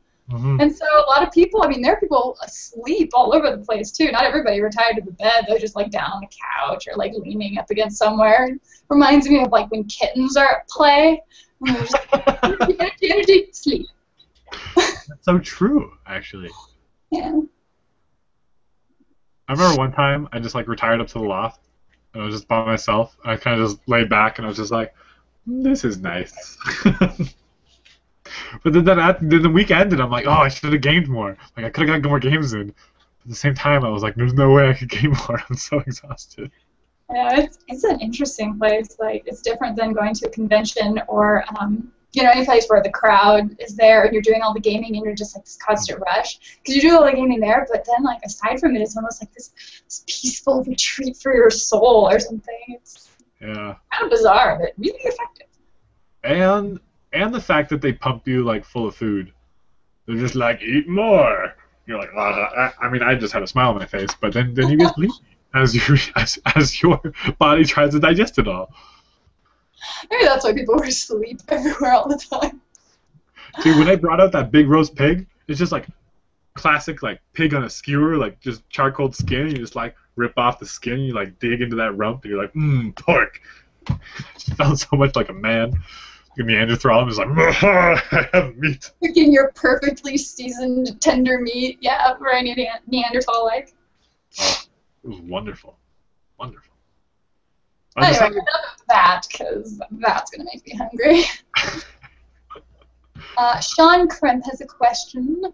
Which 2 tier lists would you say are most competitive at 50 points for Legion and Circle? Like 2 for each, so I can get started in some nice local tourneys. So like two factions neither of us play. Well, I'm only familiar with 2 tier lists in each of those factions. One is Veil, Veil 2.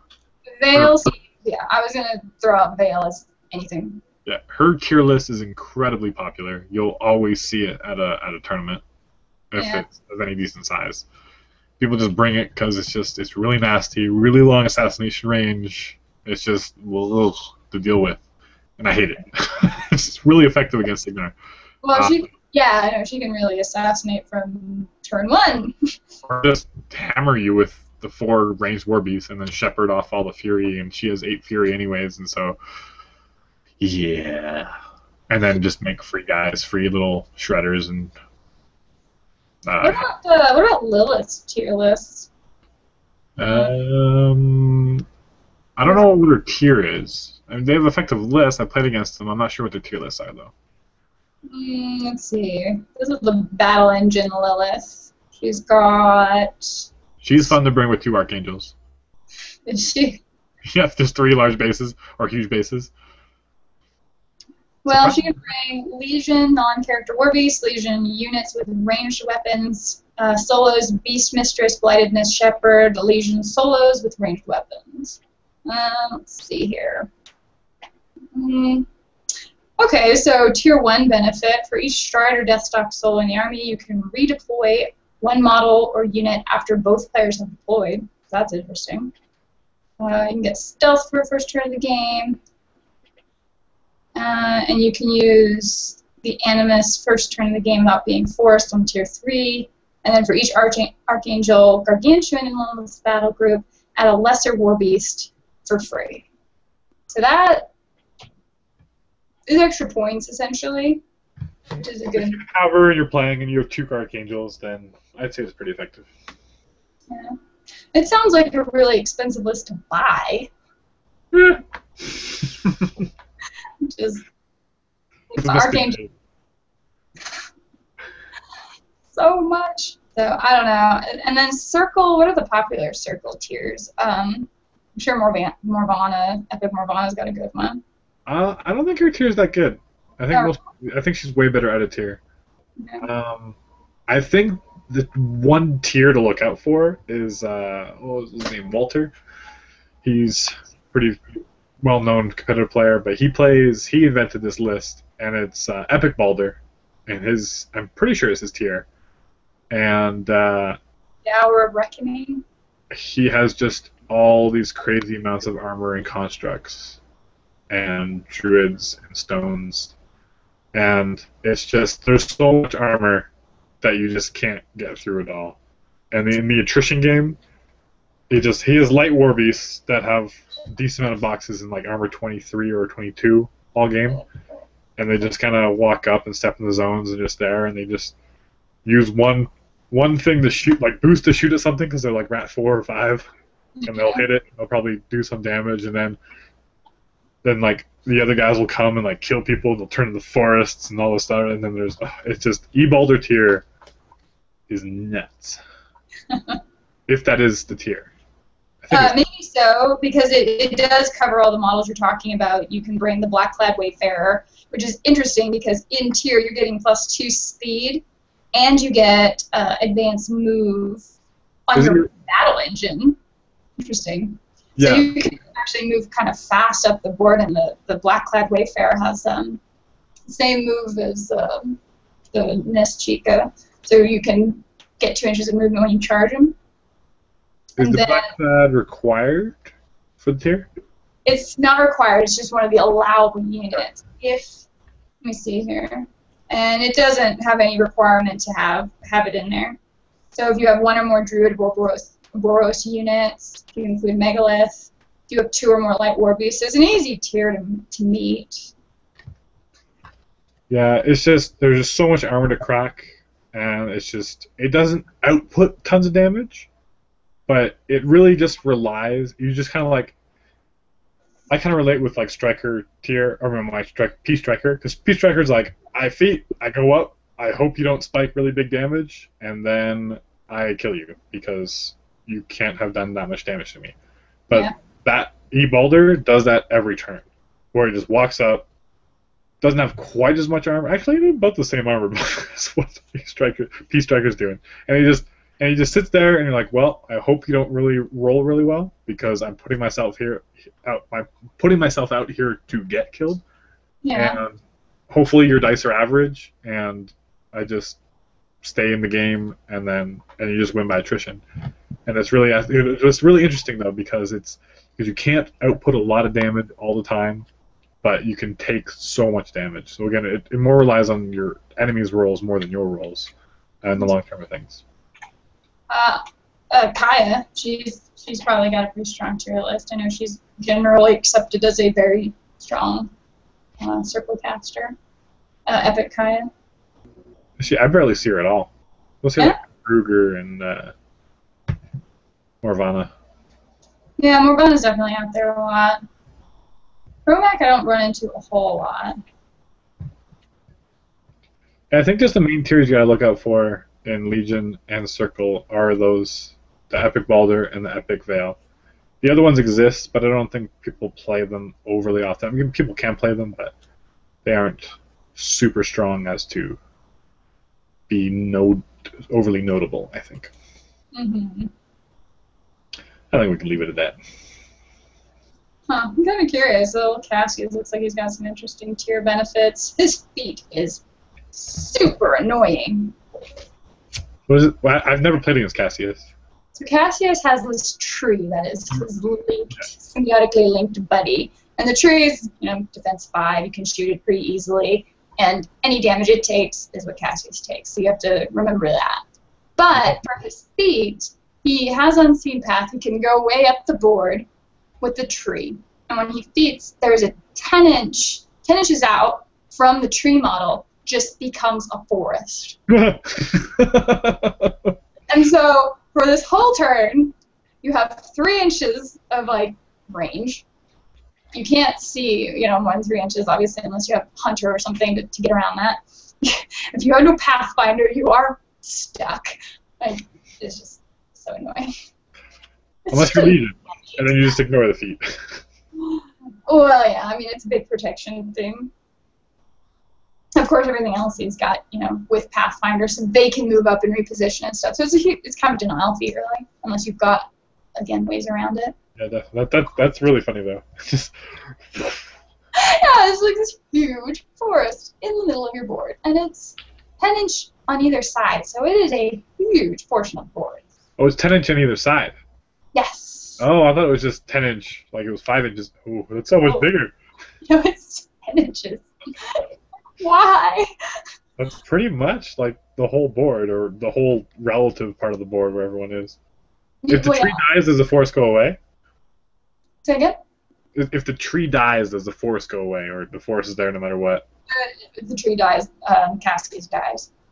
Oh, that's right. They're linked. What's the armor on the tree? Probably 18 or something like that. Circle. I love having War Room. It makes life nice. I need to get a better phone or a tablet or something, because I can't run War Room on my crappy phone. Armor 16. Holy cow. Defense 5. So yeah, he has to work to protect it, but it's got prowl, so anytime it's sitting in a forest, it's got stealth. It has Ghost Shield, so it also gains these soul tokens for things that die around it, and it gains armor for each of those. So it's got shenanigans. It's a very shenanigan-y list. Like a list. Let me see here. David again. Was the menu as amazing as the one last fall? So again, I was only there 2 days. It was fine me. I enjoyed the food at Valhalla deliciously. And yes, nobody really went outside except for the paintball, which everybody just got beat up on. Puppy hater, which feat do you hate the most? Dang. Either the Negress feats. Really? Either Denny 1 or Denny 2. Either you get -2 to everything, and you're just like this gimped army. You're just like, for a turn. It's so bad, and your legs are gimped too, so you're just like hobbling around trying to do stuff. You can turn to face. I would say Epic Haley. She's not that bad. The feat isn't even all that bad, but there is some, it bothers me deeply whenever somebody else gets to tell me my activation order. It bothers me more than anything else. It takes control away from the player. Like, the Negress feat, it denies you stuff, but then it's like, okay, well, what do I do? Whereas Epic Haley, you're like, what activates first? Right, and you're trying to plan. You're trying to plan out your turn. You're like, okay, this needs to happen, okay. But you're like, oh, go with that unit. And you like have you're like, wait, what was my plan again? I don't even really get to plan. Really, you just deal. Yeah. So yeah, I don't. I That's hate true. her the most because it literally is telling somebody else, like the other player, how to play essentially. It is why I don't play her overly much, because I just feel so, especially when someone has a melee list. Like, I was playing at hardcore, so it's just like, I'm like, this guy goes, okay, he's done. I'm like, why don't you attack with him? I'm like, because I can't. I'm like, oh yeah. I was like, I feel bad.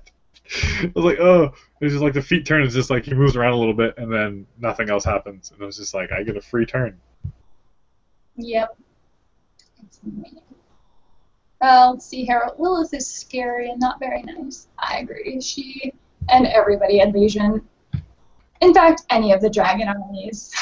They're just all terrible, terrible, terrible beings. Mm-hmm.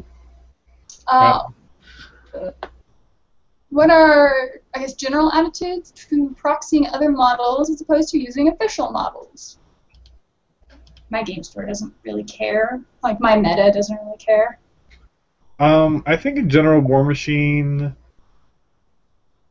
just because, I mean, in 40K and Fantasy, there's so many different options for the models that you take, while in War Machine, the model is the model. There's no options. It's just you bring this model or that model. Yeah. So 40K is a lot more prone to proxy. You're like, oh, this guy comes, but he has a different spear or a different whatever. So it's like, oh, this guy has a Melta, even though he has a normal bolt gun kind of thing. And it's just a lot easier because it's still the basic same model. While in War Machine, everything's pretty different. I mean, there's some things that are similar, but for the most part, your army's pretty diverse in the different kinds of models that you bring. So I think occasionally, you don't see as much proxying just because it's a lot harder to do. Yeah. And with War Room, again, you could play out a War Room on the card, so you don't need the cards. But usually when you buy them all, you get the cards to be able to play with them to mark off everything. So I mean, it's acceptable to an extent, right? It's like, okay, so it's like I'm thinking of buying this model, but they're really expensive, so I'm going to try them out. We just get the base sizes. People are generally okay with it, but again, like any kind of like tournament play, it's like obviously a super no-no. No chance. Yeah. But it's a good way to test models before you buy them. Yeah. I definitely recommend proxying if you're on the fence about making a purchase. Test her out, or ask experienced players about them. But even then, the experienced player could be like, oh yeah, they're great, they're super awesome, and then you start playing them and you don't really like the feel of them. Yeah. Like, it happens a lot. Like, I had everyone tell me Storm Lances were terrible and I should never buy them. Or I say with Long Gunners. And then, now I agree now that Long Gunners are hard to play with effectively, but I still had tons of fun with them, and I don't regret my purchase at all. And then Stormlances I took forever to buy, just because I was like, had in my mind, okay, I'm never going to buy those. But when I started playing them, they were really fun. Again, very situationally effective, but I enjoy having the models. So, Proxy, whatever. It's kind of rough whenever you have models that take forever to put together. I've just given up. I'm going to put together my Iron Fang pikemen as it is, and they're going to have their little sad bendy spears because I'm not going to pin that. Yeah, that'd be insane to pin all those spears. A lot of people do because over time they just under their own weight bend down. So no bad. I was showing you my Lattimore model. Please do.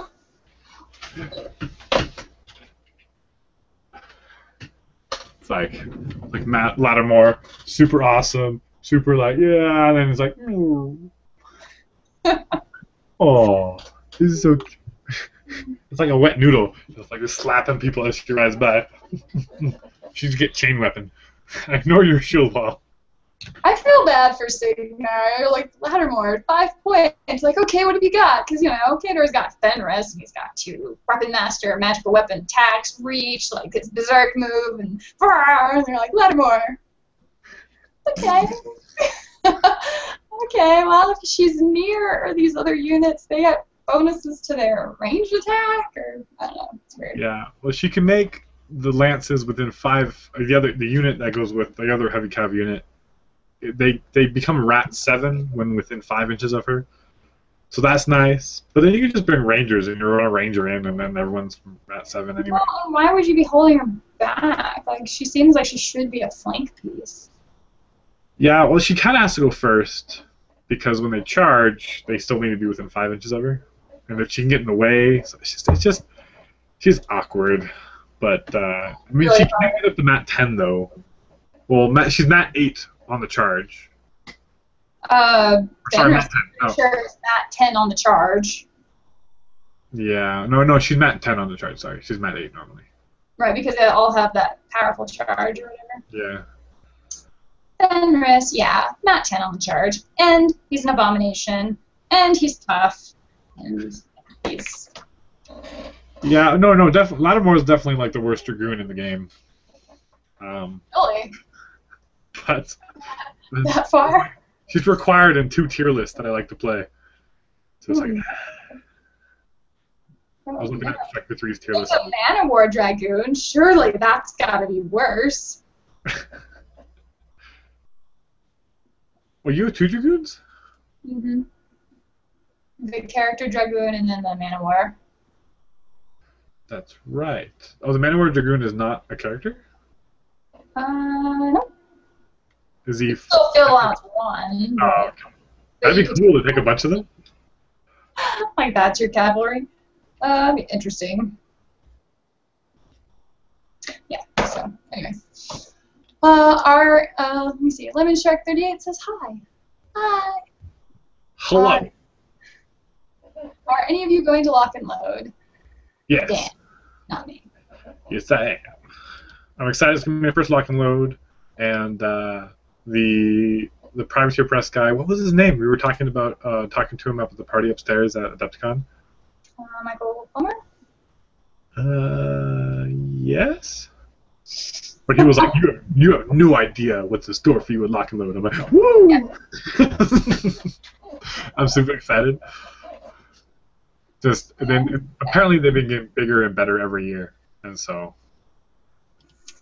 And everyone who has gone is just super excited to go back. So, not to make you jealous or anything, Brandon, but it's going to be awesome. I'm just going to put it in camp. Hi, and send it to you. You can just walk around and I can vicariously be there with you. Let me see here. I think we should probably go ahead and wrap it up here. Yeah, I'm feeling it. Yeah. Rather, I'm not feeling it. So, any last questions from the audience? You have 60 seconds to ask them. Seuss Ferrum says, if WYSIWYG holds, I wonder what...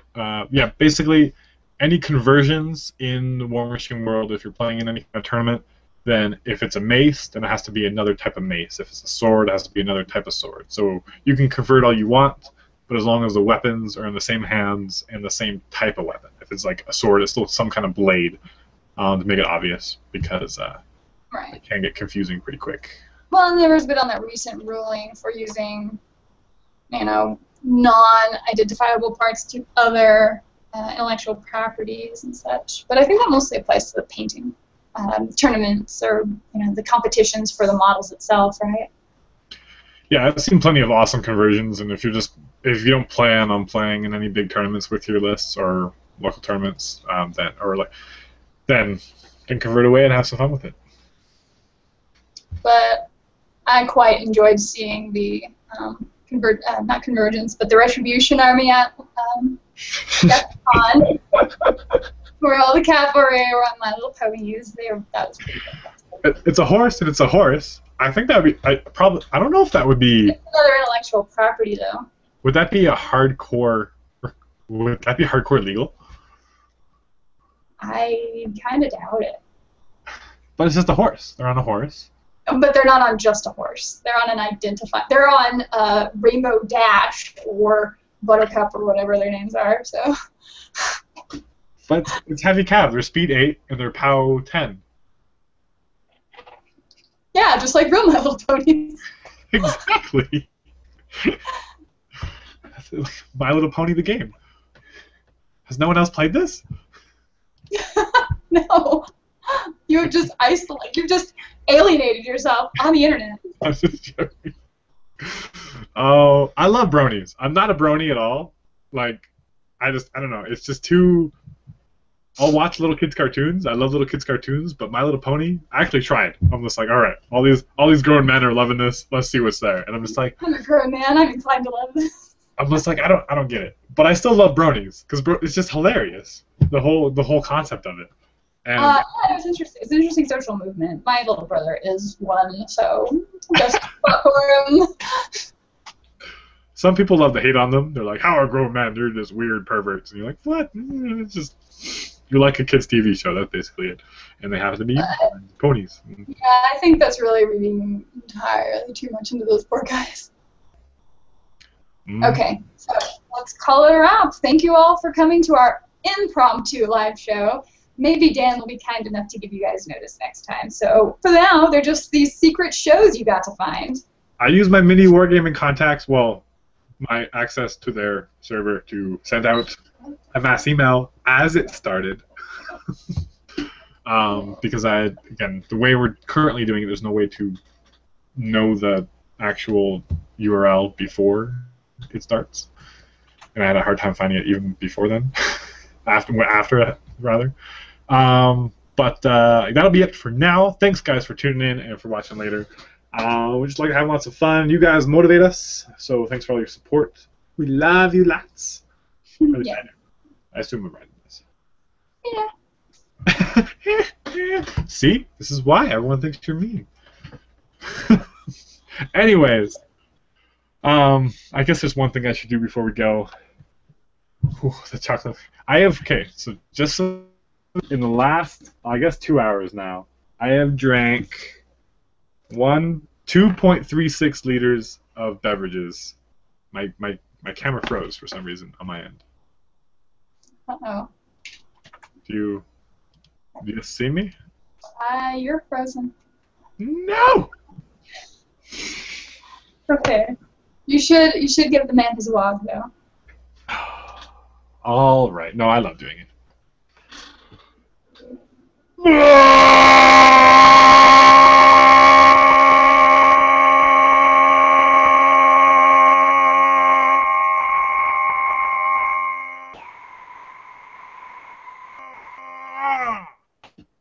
Good.